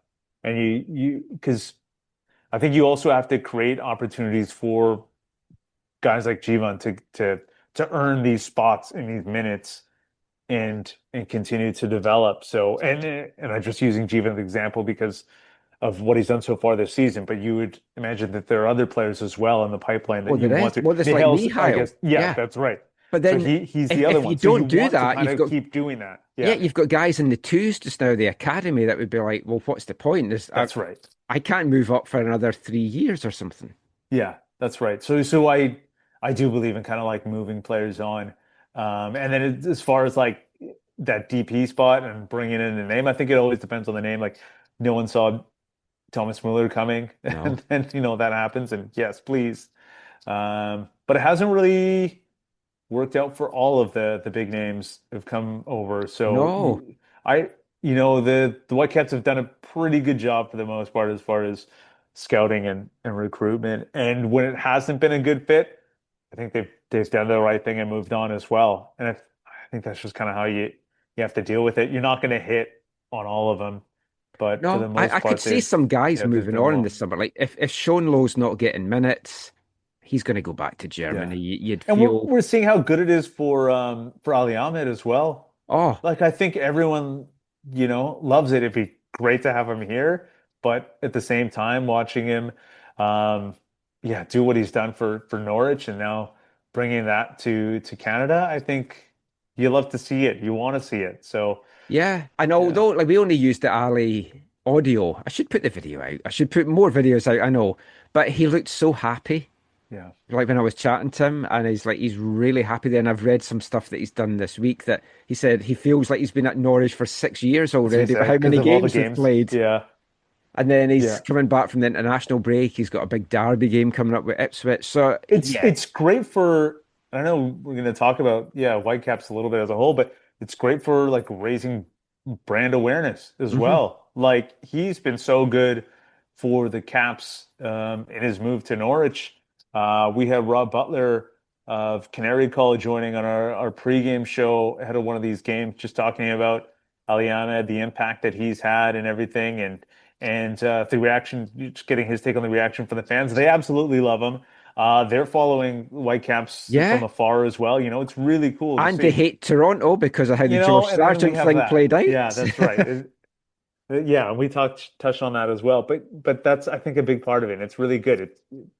If any of these players, move on from the Whitecaps and make a move overseas, I think that'll be good as well because they'll always have the Whitecaps on their bio. I think Berhalter should go to Europe for the next stage of his development. I would hate for it to be mid-season, but then it's not good for him to join a club mid-season over in Europe either. So it's kind of weighing that up. Maybe we get to keep him until next summer at the end of the spring season. Who knows? Last little bit, just to wrap this up. The stadium ownership, it's still hanging around the club. I think this is a situation that it's just always going to be in the background for the next few weeks, months, and I don't know when things are going to come to a head. I think we all hear little things, some of them worse than others, but you just wish it would get settled sooner than later. Whatever's going to happen, it happens. I think that's exactly, you summed it up. I think that's how fans feel about this. I think that for the most part, fans feel like they've done all that they can do. They continue to support the club. I think they've made it clear that they love the Vancouver Whitecaps. The Caps mean so much to the community. Saw David Osted's petition that he started as well, and all the interaction there. I think it's clear that businesses understand it, the value of the Vancouver Whitecaps. Fans understand it, and it's kind of out of their hands now. It's up to, and I think the government's done their part as well, made a push, and this will continue to be talked about, but there's only so much that people can do. And they've made it clear that they love the Vancouver Whitecaps, want them to stay. There's so much about this club that's just woven into the fabric of the community and the city here and the province, really. That's, it's so important for the team to stay here, but there's nothing else that, anyone can do other than owners and the league, and the decision's out of the public's hands, really. That's it. Like, David Ousted's petition is great, very commendable. Great to see a former player take that on, the response it's had. I'm not dissing it in any way, but realistically, no matter how many signatures it gets, it does nothing. The only thing that makes a difference here is an owner comes in that's got money and they can get a stadium deal done. Those are the only two things that matter. And a petition's not going to make a billionaire think, oh, you know what, I wasn't going to buy them, but we've had 10,000 folks sign this, I'm going to go and buy it now. I'm not trying to diminish it. It shows that that people care, but ultimately they have to get an owner, and that's what it comes down to. The big takeaway for me with the petition was actually hearing David Osted on Global Morning with Jason Piers. He was talking about the last bit. He said that he wants the stakeholders to come together, and that got my attention, because I think that that's kind of what needs to be done here.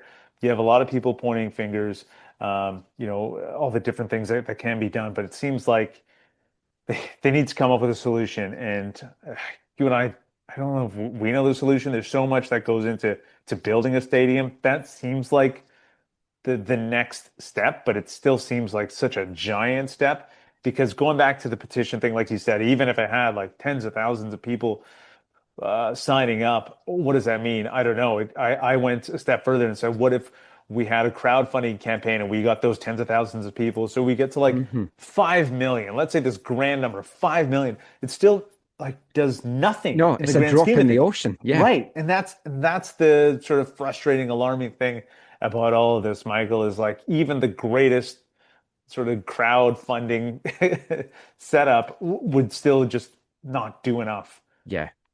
And I don't want to finish doom and gloom, but it's like somebody put me in this direction. I've looked into it. There's geological issues apparently out at the Hastings Park site that doesn't make it a smooth running there either. So I don't know. There's elections coming up. Next time we speak to Axel, we'll put some of these things to him. Let's finish on some positive news. Let's do it. It's been the World Cup playoffs in the build-up to this show coming out, the last qualifying places. We're, just over 2 months away now from things kicking off. How excited are you for this? So excited. I feel like I'm really getting a sense of it now. I think leading up to the last couple weeks here, there wasn't a whole lot going on, just kind of the planning. But now I am getting a sense of the buzz. And I think maybe it was the final qualifying games, really kind of amping things up as well, just understanding what this means, the attention that it's getting from the different communities locally, and then the international attention as well. I know some friends have had contacts with BBC and other media outlets to do hits, do interviews, little spots here and there, and I think that just kind of gives us a little glimpse of like what's coming, the attention that this thing is going to get. The games are going to be great.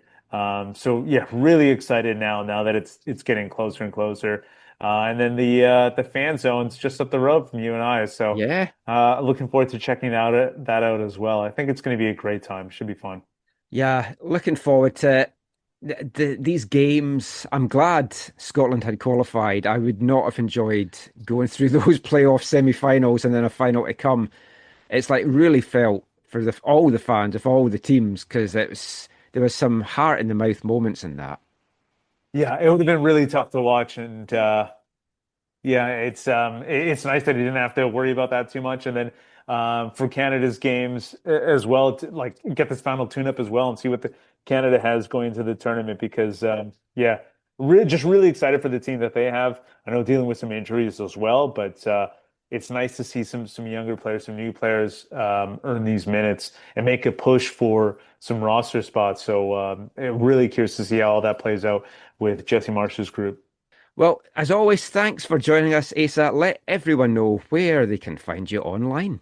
Yeah, thanks so much for having me on again, Michael. At Asa Rehman on X, at Asa Ray, ASAREH on Instagram, and usually I think on Twitter or X before and after games, talking about those Whitecaps games. That's when I'm most active on that platform.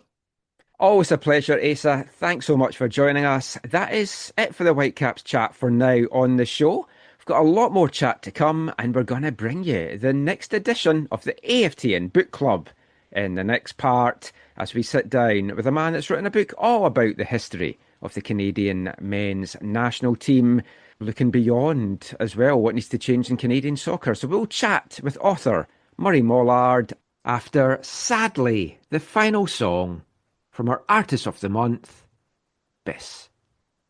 Hi, I'm Ryan Gold, and you're listening to the AFTN Soccer Show.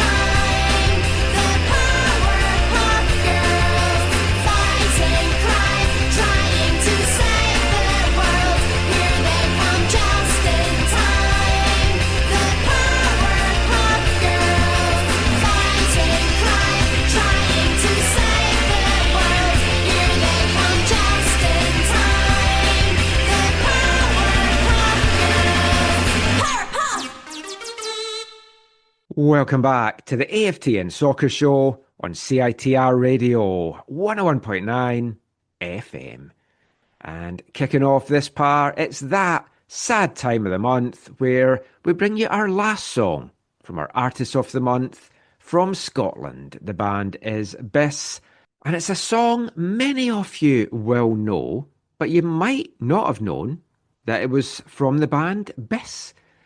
The end theme from the Powerpuff Girls, the Cartoon Network classic, following the trio of superpower girls, Blossom, Bubbles and Buttercup, saving the world one villain at a time.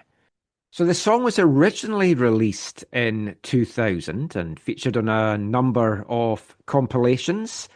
The band have just done a reworked version of it for a special limited edition coloured vinyl triple LP that they're going to be releasing for Record Store Day on April 18th of this year. Only 500 copies made. It's called Antiseptic Poetry.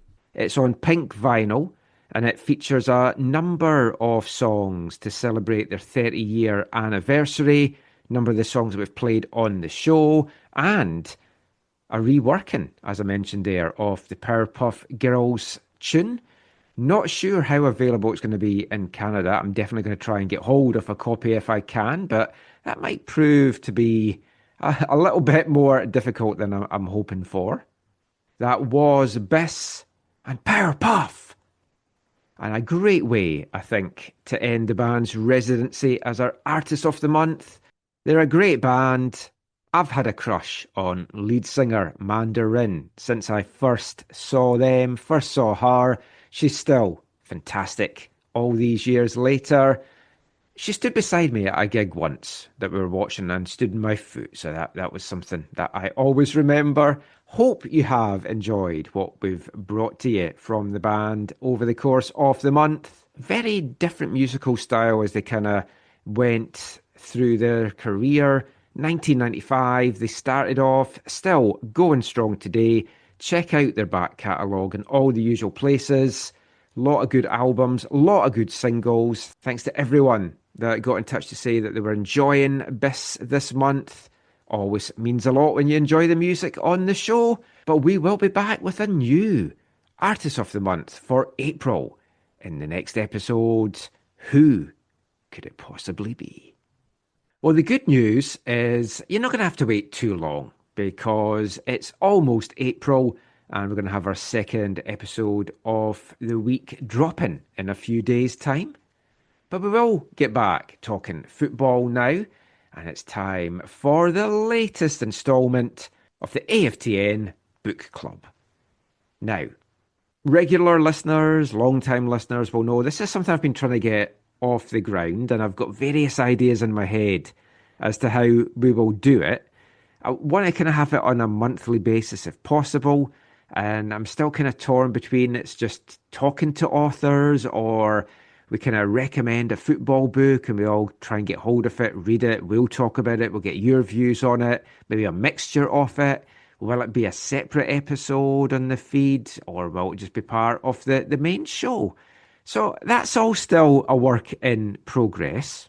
Let me know your thoughts if it's something that even interests you at all. But we're going to bring you the latest book club offering over the next two parts as we sit down for a chat with the author of a new book all about the history of the Canadian men's national team, looking ahead to the World Cup and what opportunities and what challenges it presents to Canada if we really, once and for all, want to truly be a footballing nation. And I want to be a paperback writer.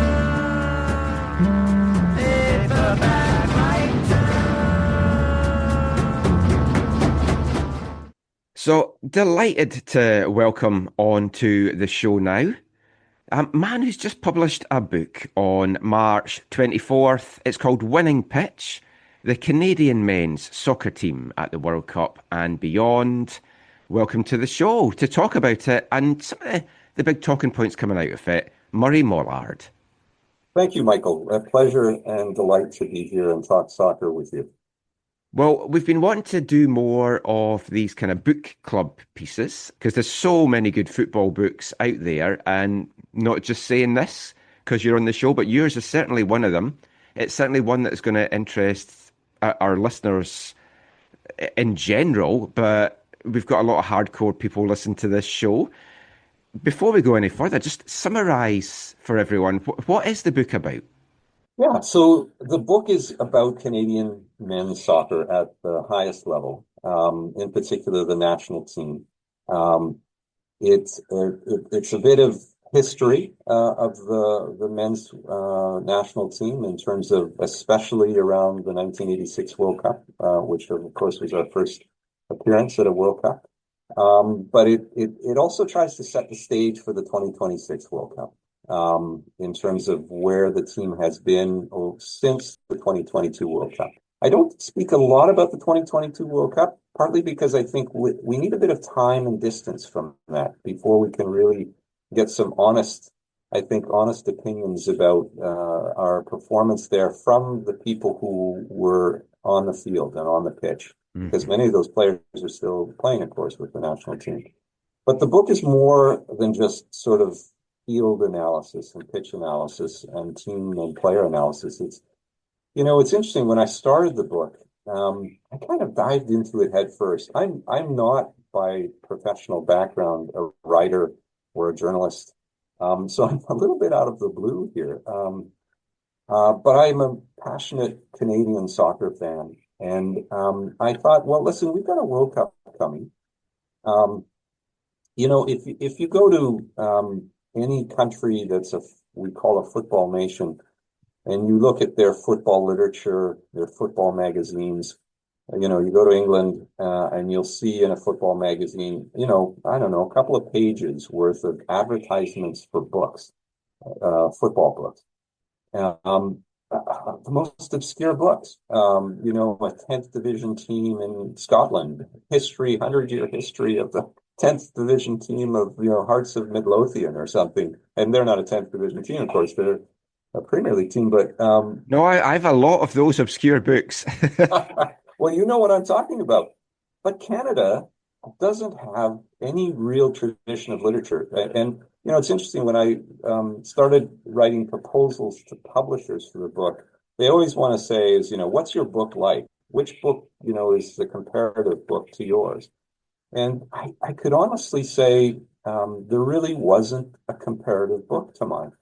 Joshua Cloquet wrote The Voyageurs just before the 2022 World Cup, and that's probably the closest book that comes to the book that I've sought to write. And it's a good book. Joshua is, of course, an excellent soccer journalist and covers Canadian soccer really well.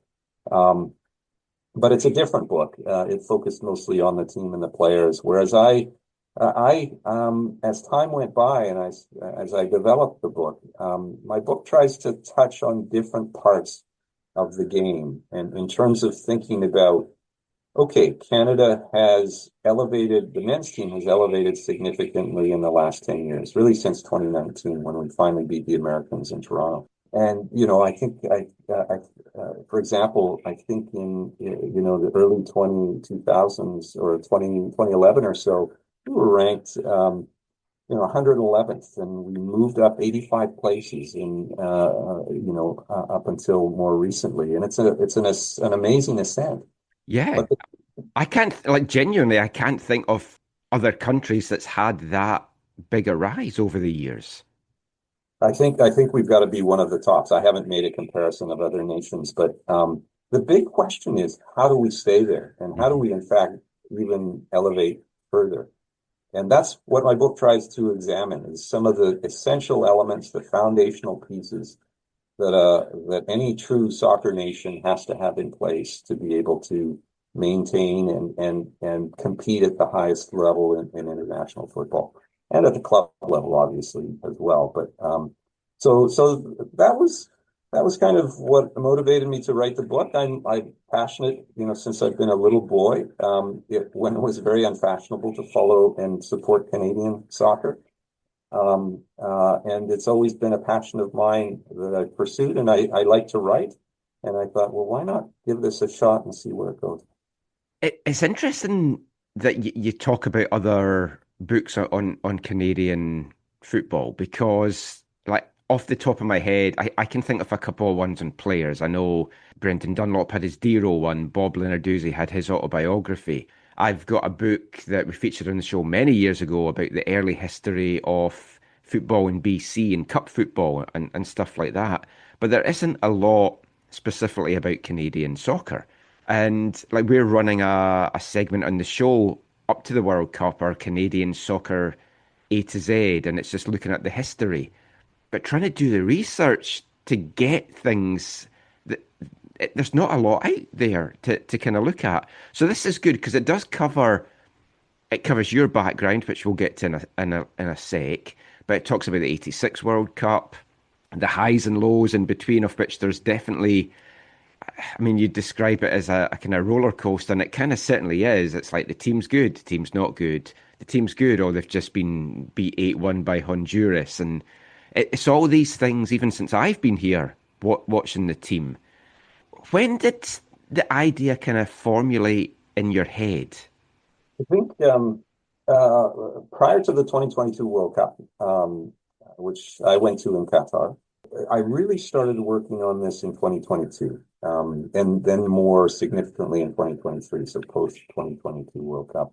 But yeah, I had this thought that Canada deserves a book about soccer. You're right. There are some books. We've seen more books about Canadian soccer, but mostly autobiographies or biographies. There's a great book on Alphonso Davies by Farhan Debji. Oh, of course. Atiba Hutchinson has written a wonderful book, autobiography as well. But yeah, Kristen Sinclair's book's great. But they're all about sort of individual players as opposed to looking at systems and history so I thought that sort of around 2022 is when I had the inspiration to write this. I have another job that actually pays me, and so finding the time to write a book is tough. It takes a lot of time. And my book, the methodology of the book is really about interviewing the people who were either there, part of the experts, the people who are involved in the football soccer world in Canada that are leading us and that need to lead us, I think, to continue our ascent and success internationally and on the club level. So I needed to take time to interview these people. It takes a lot of time to interview people, as you know, Michael. Oh, yes. Securing the interview. I mean, one of the challenges I had is, unlike yourself, you have a podcast. As you say, it's the longest running Canadian soccer podcast. I'm a bit of a nobody. I came out of the blue, and if I asked for an interview from somebody, they would say, "Who are you?"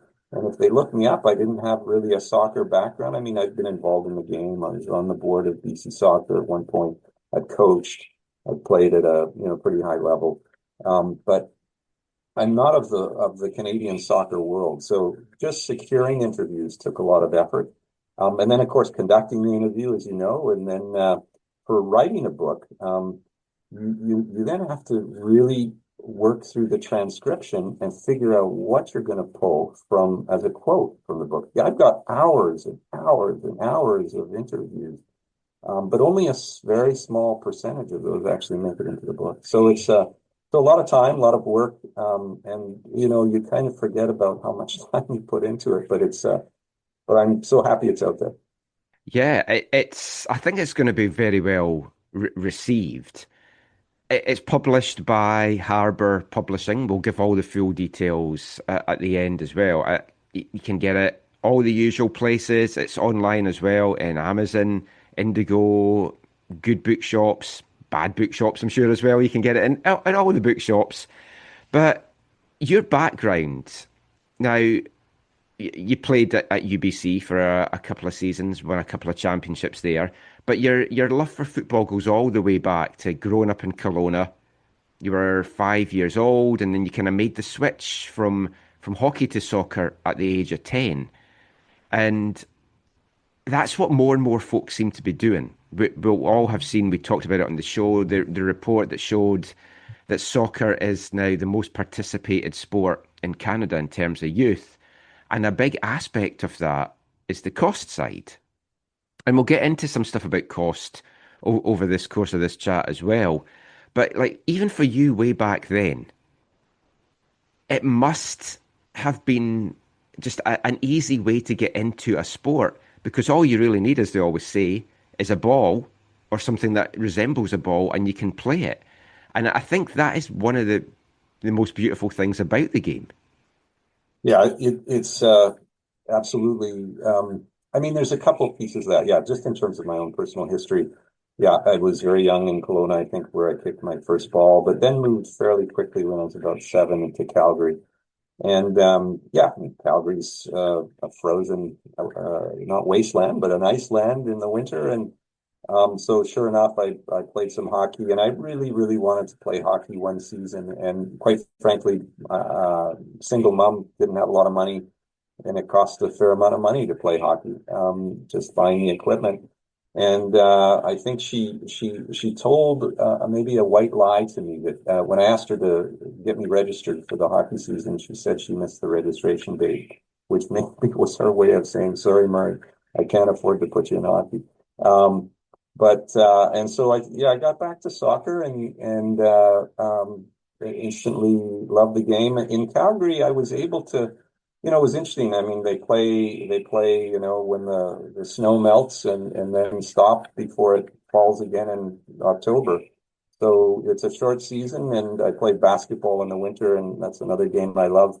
And it was really after I left Calgary that they started to play a lot of indoor soccer, which, one of the interesting things about when we look at the history of the Canadian national men's team, and you look at the '86 World Cup, for example, 2/3 of those players were either born in British Columbia or played most of their professional soccer in British Columbia. And of course, now you look at the national team, and we're lucky to have a couple of players from British Columbia on that team, Nico Segura and maybe Joel Waterman. We'll see if he gets selected for the 2026 squad. But so there's kind of, I think the rest of Canada caught up because they started playing indoor soccer in the wintertime. Mm-hmm. I don't know. It was just I loved the game. I loved to focus on it and tried to play it as much as I could. Dragged my brother across the street, begged him to kick the ball with me if I didn't have a training session. Those sorts of stories. The reason I wanted to mention your background, well, for twofold, because often when people are hearing people talk about football books, they want to know, well, is this really a football person, or is it someone just trying to cash in on the World Cup? And it's most definitely you are a football person. But also, you watched the Whitecaps in the late 70s in the NASL. That was when you started your team. You've watched them come through. You've seen the rise and fall of the NASL. You've been through the CSL days, the Whitecaps here in USL, then getting into MLS. Even from my time here in 2007, I've seen the landscape of the game change so much. We don't quite have the soccer-specific stadiums, which is, we'll talk about infrastructure a little bit in this chat as well. But I wanted to ask you about the changes that you've seen. From when you're a little boy, going to watch the Whitecaps, now you can basically watch football from any league in the world from your armchair. You can go into FIFA Plus and you can watch the Eritrean Premier Division. I can watch my team in Scotland, East Fife, live on a Saturday morning in my living room, that when I moved here, I wouldn't even have thought that was something that was going to be possible. When you look at the changes that you've seen from you falling in love with the game, going to watch it, to how the game is now, how do you sum that up? Yeah, well, look, my focus has always been Canadian soccer. So when people ask me, well, what's your favorite club in Europe? I say, well, whichever club my Canadian national team member is playing at. I never thought I would be a Sassuolo Italian Serie A fan, but now I am, because Kone is playing there, right? And he's doing well. But if he moves, I'm going to move. When Jonathan David moved from Lille to Juventus, I've become a Juventus fan, to the chagrin of some of my Italian teammates that I play with now. Even recently, there's so many Whitecaps fans following Norwich now. Of course. And you've got Norwich fans following the Whitecaps. That's what football, it brings these people together, that if it wasn't for that one player, you would have no interest in them. Yeah. Yeah. No, it's so I've always been a bit unusual that way from a young age. It's only Canadians have made their way over. I was mentioning Atiba Hutchinson's book. It's a great book to hear about, a fairly recent history of a player who had to struggle to find ways to play at the top level of football in Europe and the challenges that exist. Even still, I think for Canadian players, it's becoming easier, I think, because of the success of the national team. More clubs are watching players from Canada, but it's been a struggle. So yeah, so my interest has always been focusing on these Canadian teams, clubs, Canadian players, where they go, and yeah, it's because that's my focus. It's great that I'm able to watch Kone or David or Tejan play in Spain. Where you wouldn't have been able to do that 20 years ago with some of the Canadians that were over there. I think of Stalteri and de Guzman, who played in the Bundesliga, right, in the early 2000s, right? You wouldn't necessarily be able to get access to those games as easily as you do now. But that's been my focus, is watching those Canadian players and not just following any particular club that, your dad got you into. Yeah. Because if we focus on the Canadian national team, because that's obviously the focus of the book, when you look at, you've touched on it and it's discussed a lot in the book, that 1986 squad, I remember watching them at the 86 World Cup. I've got my Panini sticker album, and that's one of the completed teams that I had was the Canadian team. Never thinking in years to come, not only would I be in Canada, I sit and chat to Carol Valentine and Bob Lenarduzzi on an almost weekly basis at games, and it's like these were just guys that were stickers. But when you look at that team, what they went through, the fact that they were amateur players, indoor soccer was so big, the NASL had just failed financially, and you look at the whole, like everything that they had then, and now 40 years later, if we just look at the players aspect of it, first of all, it's like night and day. You've got the top level fitness. They're all measuring their hearts and their fitness trackers, and they're playing all over the world. Could you ever have imagined that Canada would have come so much in that regard in the last 40 years? Well, it's always hard to time travel like this. I mean, it was a different world. Soccer was a different, even on the world, the top clubs in the world. 40 years ago, I think, the top professional players, some of them were still smoking in the dressing room, right? That doesn't happen, of course, today. So it's always a little bit hard to make a comparison. And, I spend quite a bit of time on the 1986 team in my book. It has one chapter on it, partly to celebrate that team. It's the 40th anniversary of their participation in a World Cup and our first. Now, I remember I was a Vancouver kid. I played with the youngest players on those teams. Randy Samuel was my teammate in Richmond when I first moved to Vancouver. And it was an absolute thrill to see him, play against France, the world's best, one of the world's best players, trying to mark Michel Platini. So seeing them on that stage was a big thrill. Trying to follow the team through their qualification to that event was an amazing piece. It was harder to follow, the team. I write a bit about in my book about, trying to follow Canadian national teams in terms of media coverage. It was almost non-existent. I mean, in the 1982 World Cup qualifying cycle, we had a very good soccer journalist at the Vancouver Sun who, I think, I'm not sure how many Canadian journalists went down. He's actually a Brit who went down to follow the team. And so we got, daily reports from the team. But that was highly unusual. Even in 1986, I'm not sure what the journalist contingent from Canadian journalists were.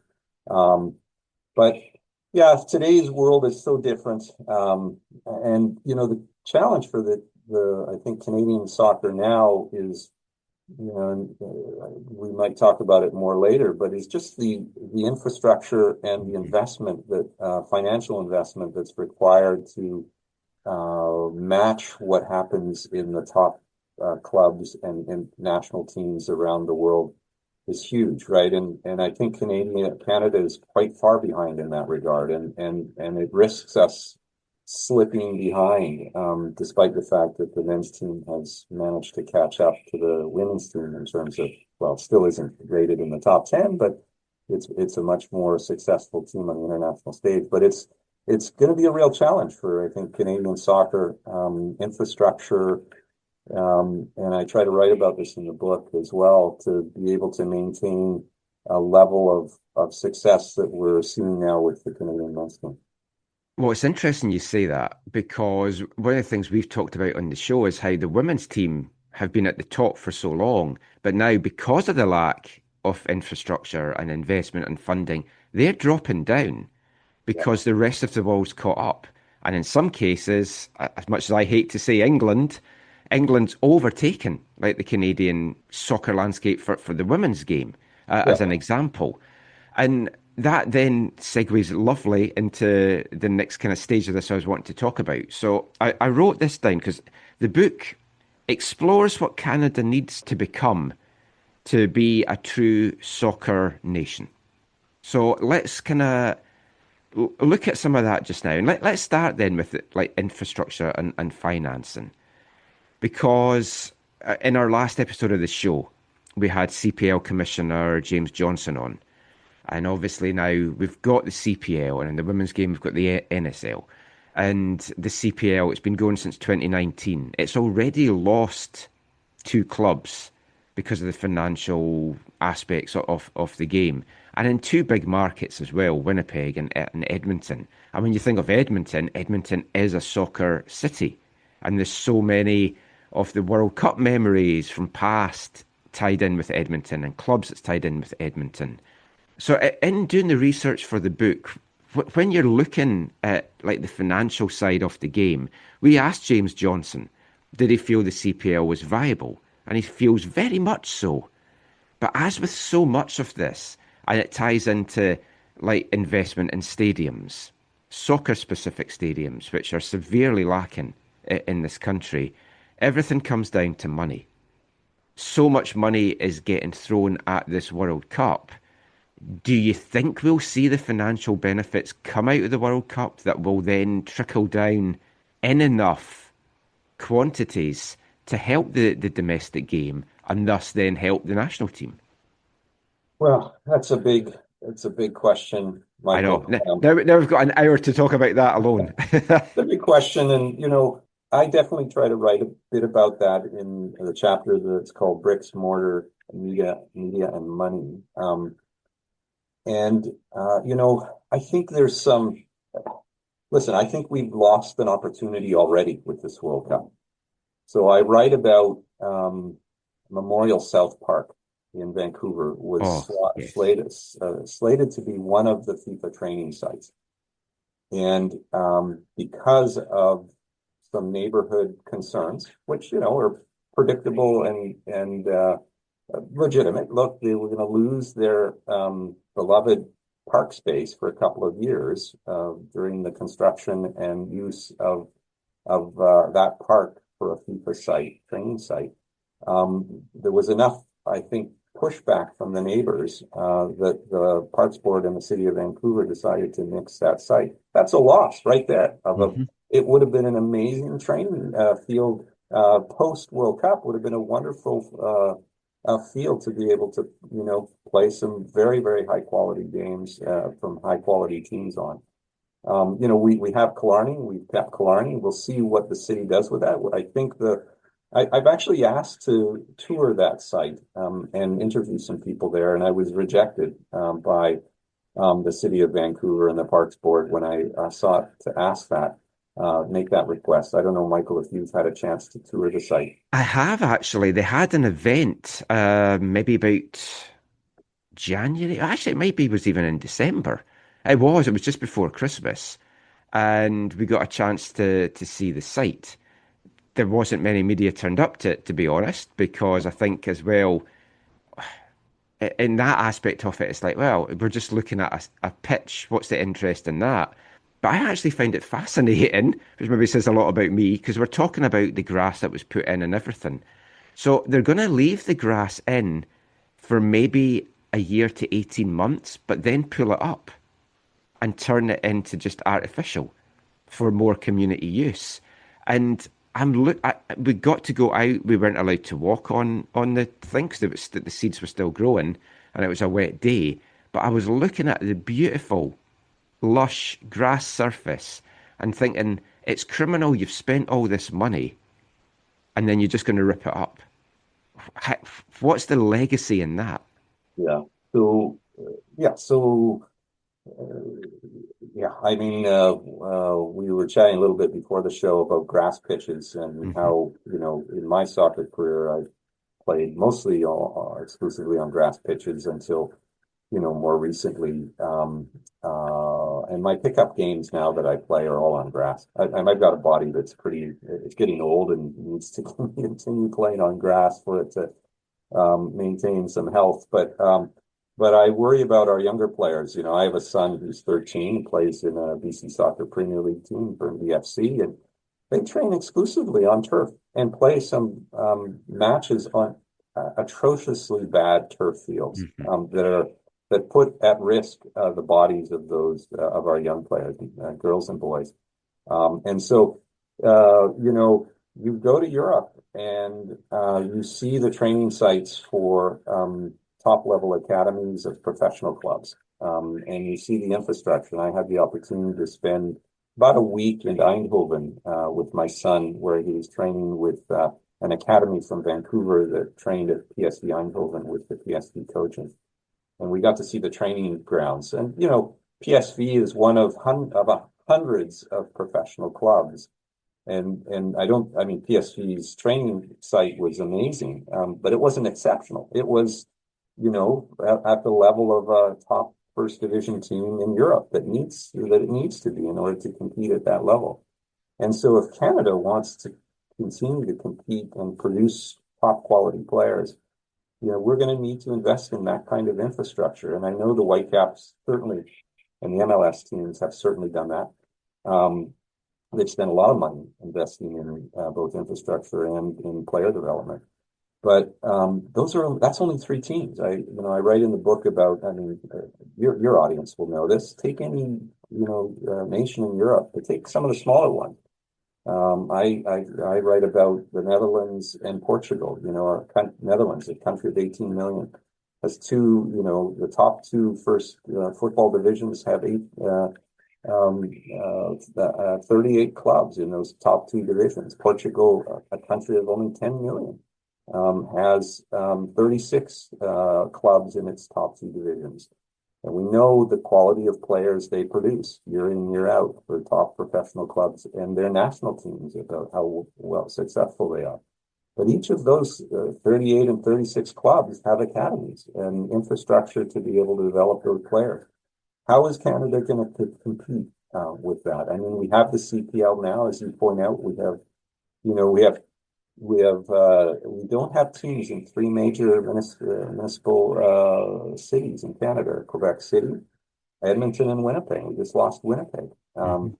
There's real, I think, storm clouds on the horizon. I know we want to celebrate, and we will celebrate this summer, but there are real big question marks. And kudos to James Johnson. It seems to me that he's done an amazing job, as has Kevin Blue, coming in. Those two have changed the landscape considerably. They're both a breath of fresh air and so badly needed because of everything that was happening. Yeah, I'm totally impressed with both of them. They have, I've had a chance to interview Kevin. I didn't interview James. He came in a little bit towards the end of my book being written, and I just was really trying to write the book and didn't get a chance to interview him. But yeah, both have impressed me. The fact that the 2 of them have managed to put aside the long-standing challenges of the Canadian soccer business and the agreement with Canada Soccer and created a new agreement under the auspices now of the Canadian Soccer, what was it? Canadian Soccer Media and Entertainment, CSME, I think it's called. Yes. So there's some optimism there that I think that in terms of money, there's going to begin to see some dividends paid by the work that those two and their teams are doing. But we still have the cloud over the Whitecaps, Michael. Yeah. And it's a darkening cloud, and it's a increasingly stormy looking cloud. That, at one moment, I remember receiving the information about the Whitecaps were being put up for sale, and my heart sank, literally sank. And I just went, I didn't actually even I didn't have to hear the news. It was an announcement. I heard that the Whitecaps had a major announcement in December, I think, of 2024, and I knew almost immediately it was going to be something about ownership looking to sell. But then we had such a great year last year. The owners said they weren't wanting to sell; they were looking for new investors. But we haven't. We still hear about the troubles with the lease at BC Place, and investors don't necessarily want to take the risk with some of the challenges of that current lease. So there's real storm clouds here that need to part, and sunshine needs to shine through if Canada soccer, both men and women's side, are going to sustain the success that they've experienced. Definitely. And I mean, it's not even just about sustaining success. You want to build on it. You want to improve on it. And I think everyone's hope is that we will now see that from this World Cup onwards on the men's side. So that feels like a good place to take a little break. I hope you are enjoying our chat with Murray Mollard, author of Winning Pitch, a new book about the history of the Canadian men's soccer team and what the future may hold in store. We've had a lot of good chat in this part. We've got more to come for you, and we'll be back with that after this episode song from NME's iconic C86 cassette. Hi, I'm Jesse Marsh, and you're listening to the AFTN Soccer Show.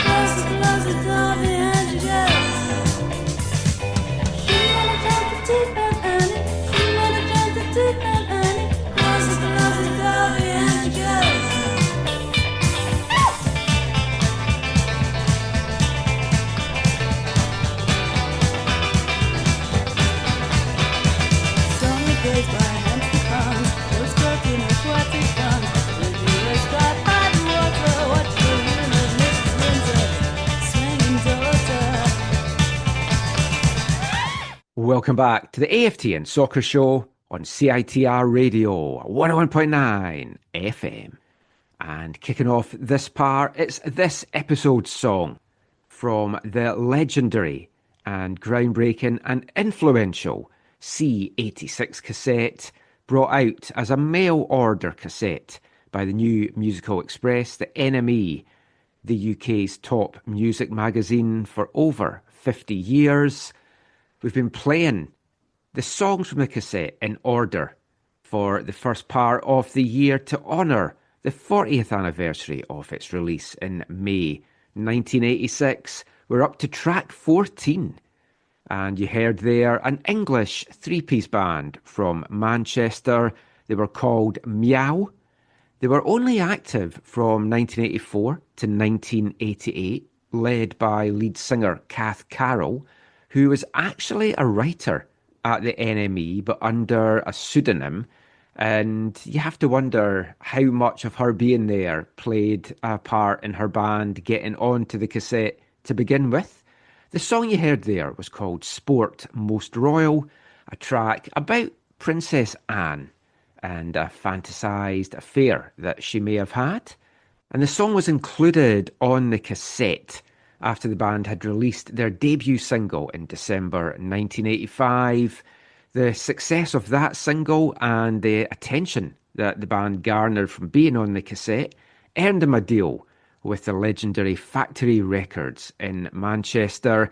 They only released 2 more singles on Factory Records before splitting up in 1988. Lead singer Kath Carroll went solo before moving over to the US, where she married the guitarist from the band Big Black, who another interesting band. We've played their song Colombian Necktie on the show before.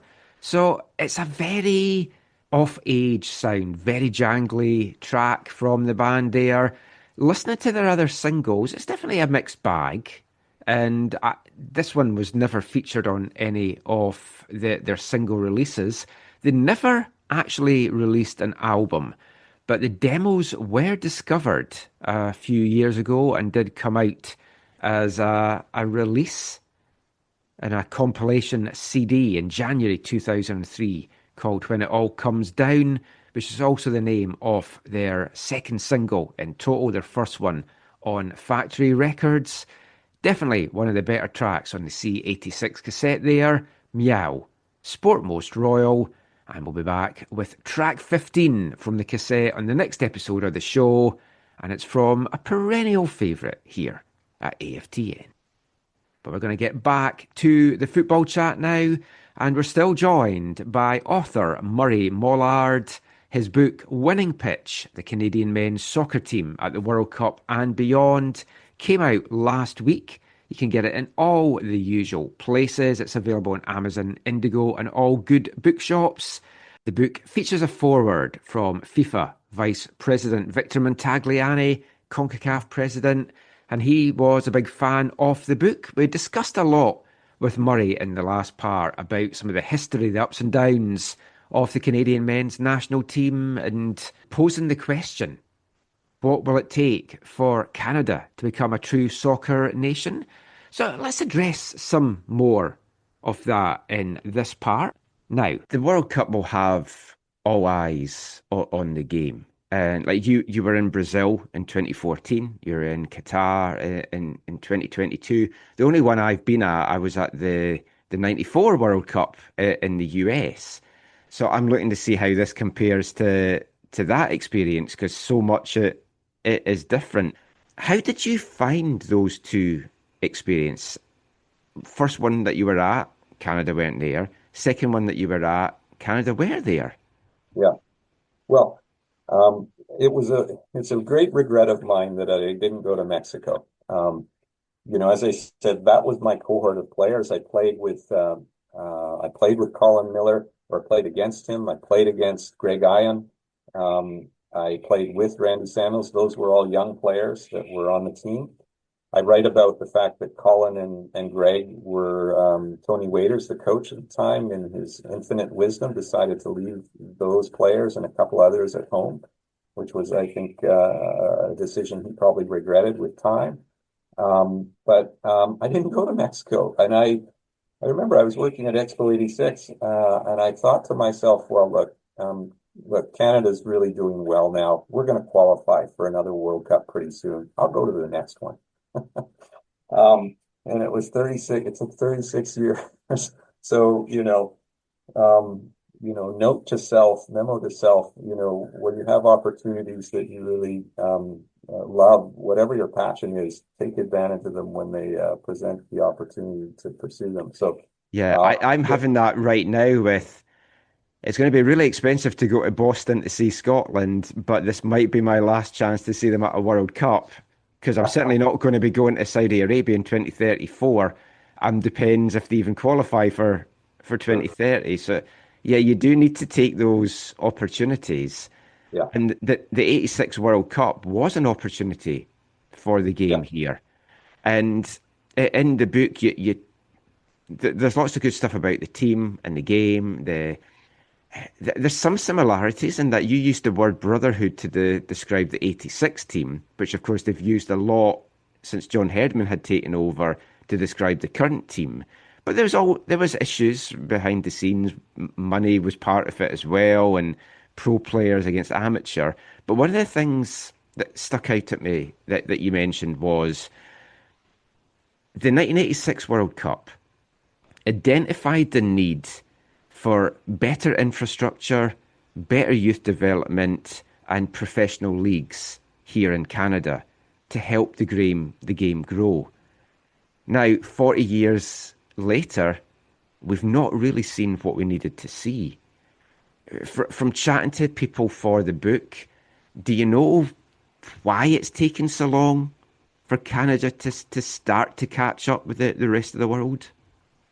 That's another big question. You got these big questions, Michael. In 1986, Canada was the only country that didn't have a professional league. At the last Women's World Cup in Australia, Canada was the only women's team that did not. Canada and Haiti, I think. I can't remember if it was Haiti. Another women's national team were the only two countries not to have a professional league. Now, we've at least addressed the women's challenge, I think, with the Northern Super League. Post 1986, there were efforts, right? The Canadian Soccer League lived for about 5 years.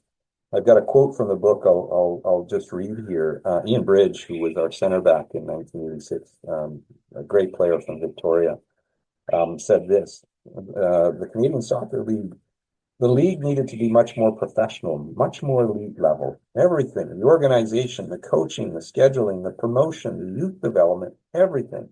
It was better than nothing, but it was far from good enough to push the top Canadian players to compete against the top players in Mexico and Honduras.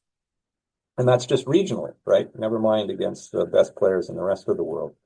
And so Canada has this challenge now. And, we have the Canadian Premier League again in the men's side. We have the Canadian Premier League. It's actually, despite the challenges it's had, in CONCACAF, some of the CONCACAF Champions Cup games, we fare fairly well. The CPL teams do decently, but they are still, far away from really being, I think, having the infrastructure and the stability that they need to be able to really push the development of the game in Canada. To my knowledge, none of the CPL teams have true academies. They probably work with youth players. They bring youth players in, but they wouldn't have the academies that are equivalent to, obviously, TFC or CF Montreal or the Whitecaps. But those are the things that we need. We need more of those academies. It's, we talk about, I think you started off talking about the cost of being able to play soccer. It's, a ball and a piece of dirt is all you need to play on, hopefully a few other people to kick it around with. But we now know that, and, I have a 13-year-old son playing at the BC Soccer Premier League level. It's an expensive proposition to have players play at those levels. It's only when you get into the Whitecaps Academy that, the kids and the families don't have to pay anymore. But I can tell you, as a family that pays for my son to play at the highest level below the academy, it's expensive. It's really expensive. And not all families can afford that.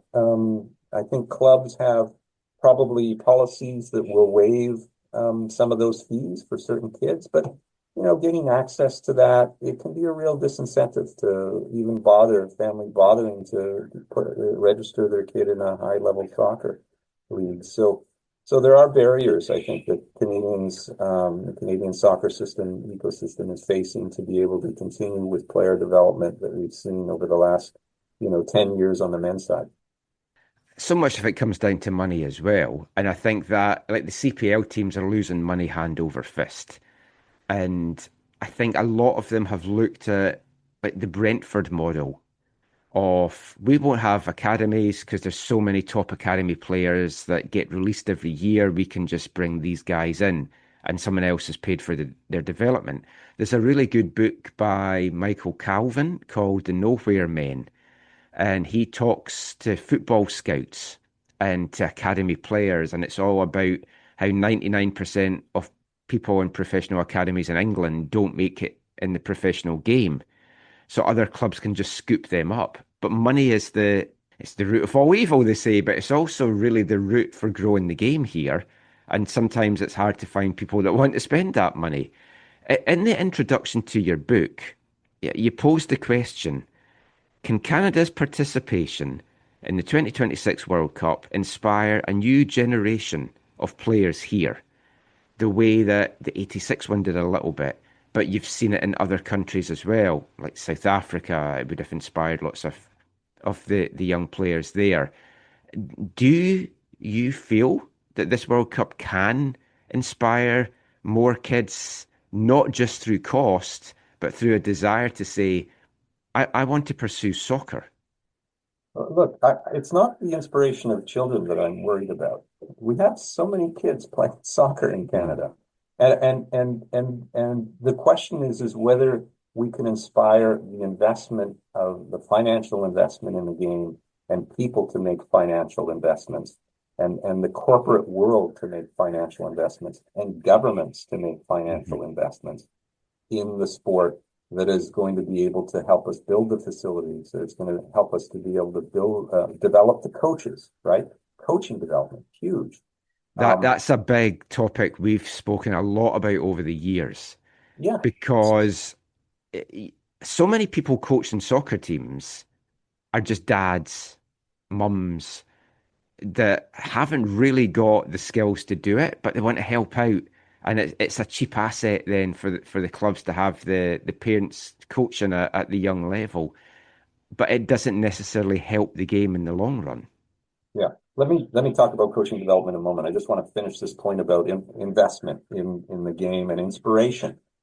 Hopefully, the World Cup inspires governments, the corporate world, individual, rich people to invest their money in the game. I mean, we know Greg Kerfoot and his fellow owners at the Whitecaps have invested a lot of money in the game over the years, and we've been very fortunate that they've done so. But we need more of those people to be able to really, again, invest in clubs and in the infrastructure in the game to be able to build the game.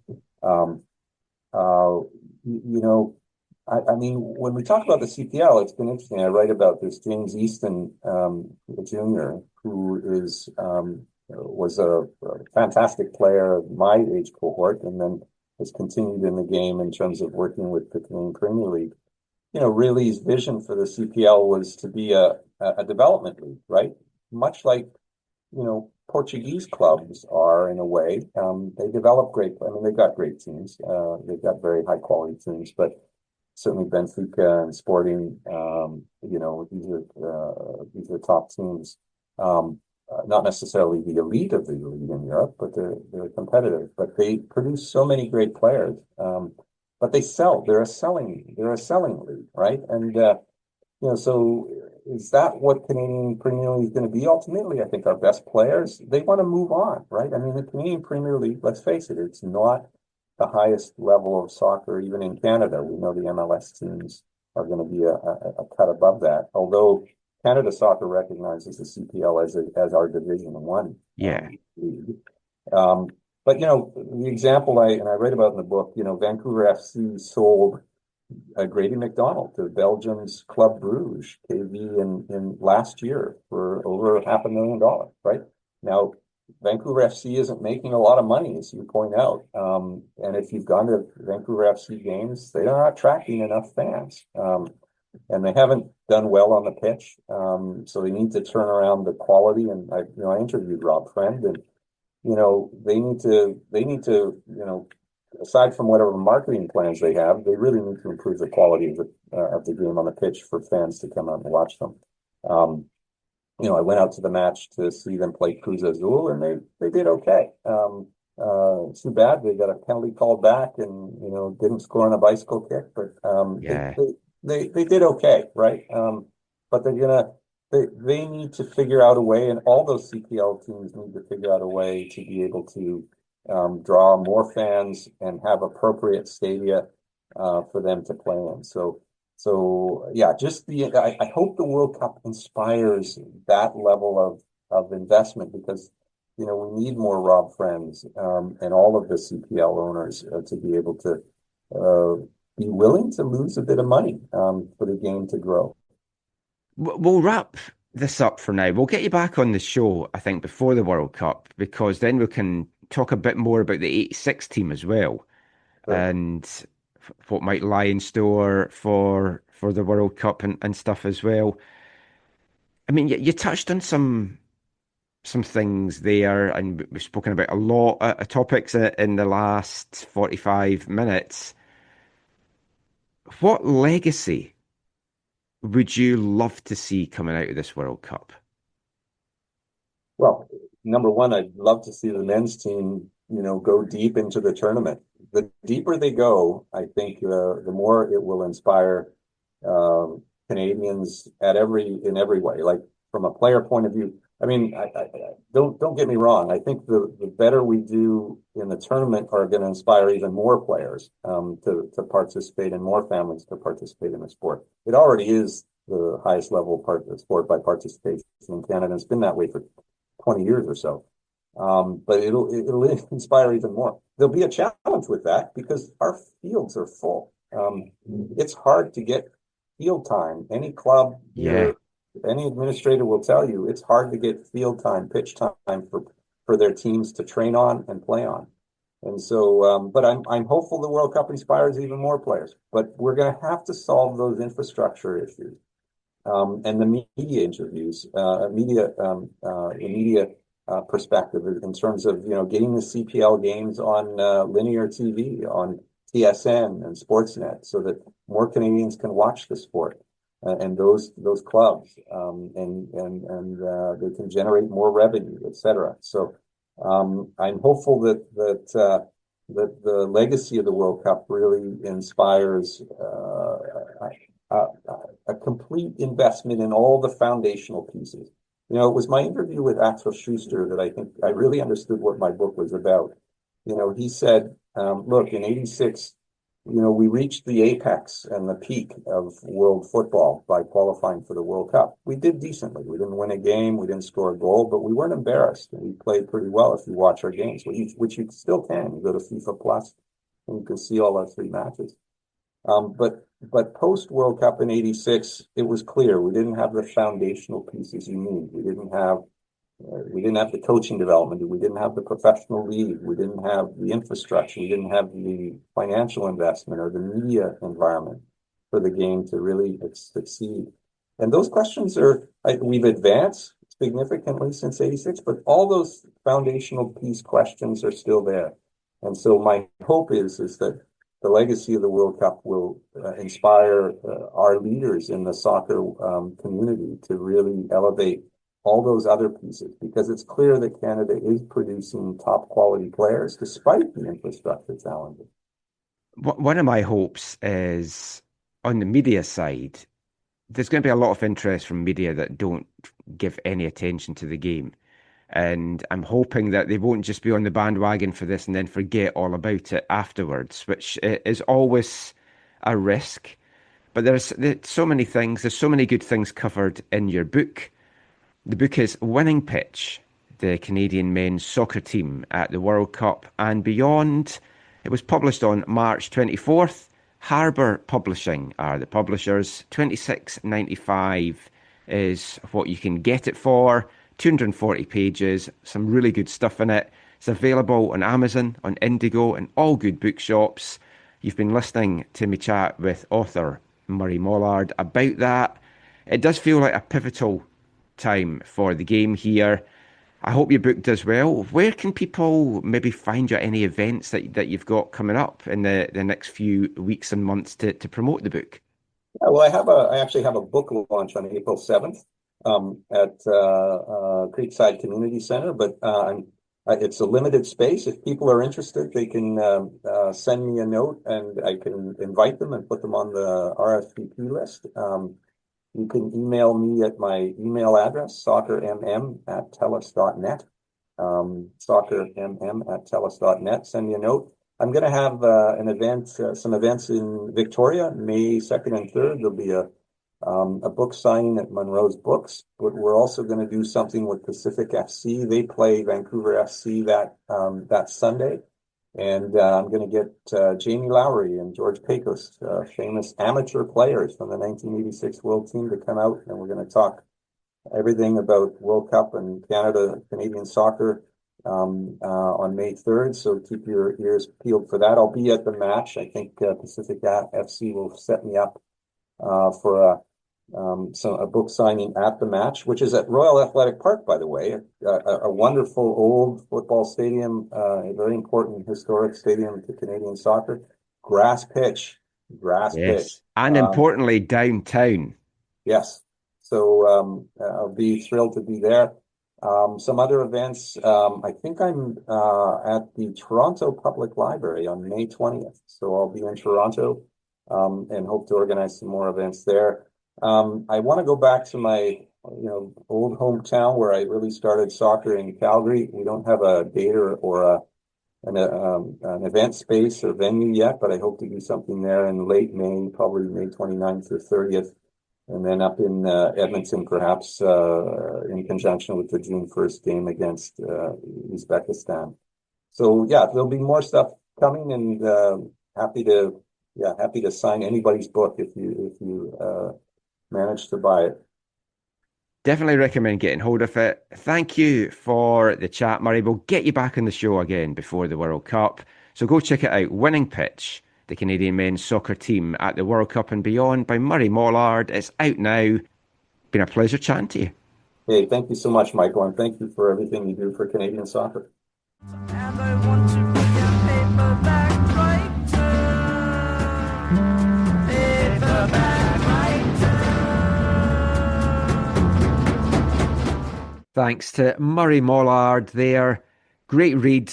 Got the book in paperback. Get it from all good bookshops. And if you can get out to any of the events that Murray is doing a book signing, please do get along. Get in touch with him as well if you want to know more details. And if you're a club that maybe feel that you want to get Murray along for a signing event at one of your games, whether it's in the BCPL or the CPL, also get in touch with Murray or get in touch with us and we will connect you. And there was a lot of things that we could have got into with Murray there that we didn't, so we will save that for another chat, particularly about one of his passions, which is coaching development. A lot of that is covered in the book, as is youth development. Supporter culture as well is touched upon. And talking of a kind of supporter culture, I guess, in a way, I think it's time now to move on to this episode's Wavelength and the final Football Violence Awareness Month song, maybe of the year, although I did mention I might bring this back for a second time this year because I've still got a lot of songs to get through, and we're going quite up to date for our song this episode to round off the month, back to 2025, and a band from Cork in Ireland called Easy Company. And as I mentioned before, we do seem to play a lot of songs from Cork bands over the course of the show, especially in Wavelength. And we've got a cracker for you for this episode. It's from the band's 2025 album, If There's Something, We're Against It. A couple of football songs on that album as well. You can find it on their Bandcamp account, ez-company.bandcamp.com.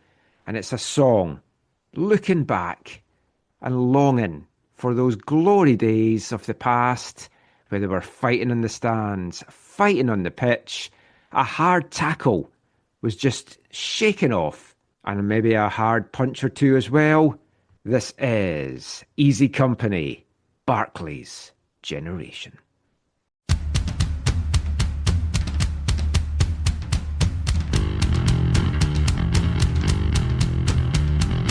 We wanna see some football violence. Nowadays fans just sit in silence. I wanna kick off fucking races. I wanna see some smash up faces. The game's got fucking song. It's time to break free from the shackles. I wanna see some broken noses. I wanna see some shattered ankles. I wanna go back to the days when there was violence in the stands. Don't give a shit about sportsmanship. Don't wanna see you shaking hands.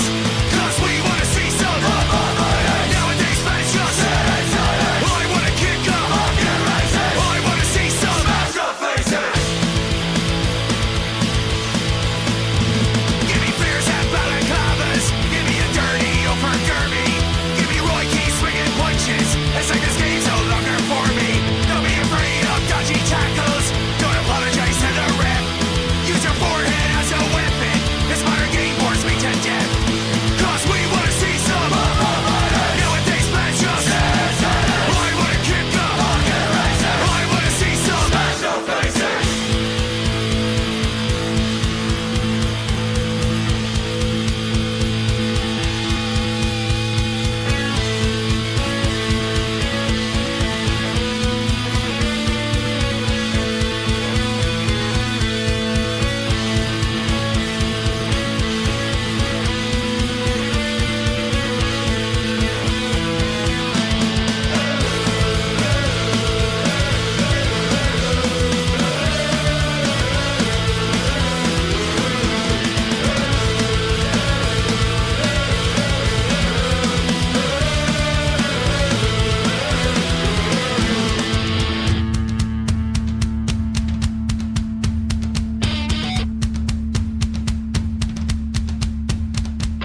We wanna see some football violence. Nowadays fans just sit in silence. I wanna kick off fucking races. I wanna see some smash up faces. From Cork, Ireland, Easy Company, Barclays Generation. You can find it on their 2025 album. If there's something, we're against it. You can find it on Bandcamp, ez-company.bandcamp.com, along with all their other stuff. So that is it for Football Violence Awareness Month, maybe for another year. We'll be back with Wavelength next episode, where we get back to playing some World Cup songs. And I'm glad to say that there's some new ones that have come out recently ahead of the 2026 World Cup.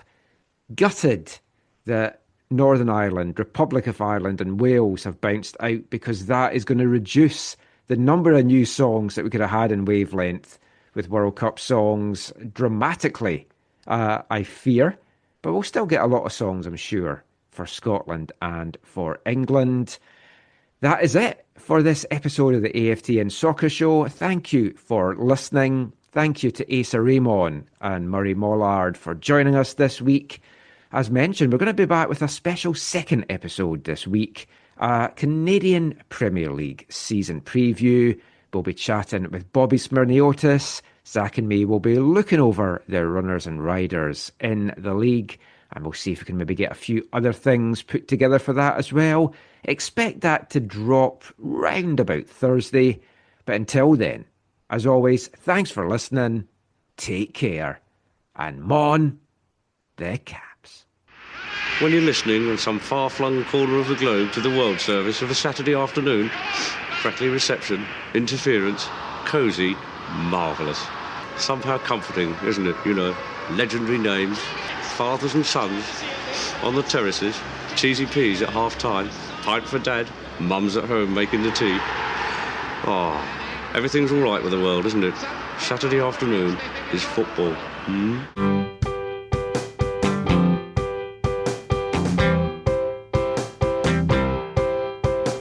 10 minutes left. Yeah, but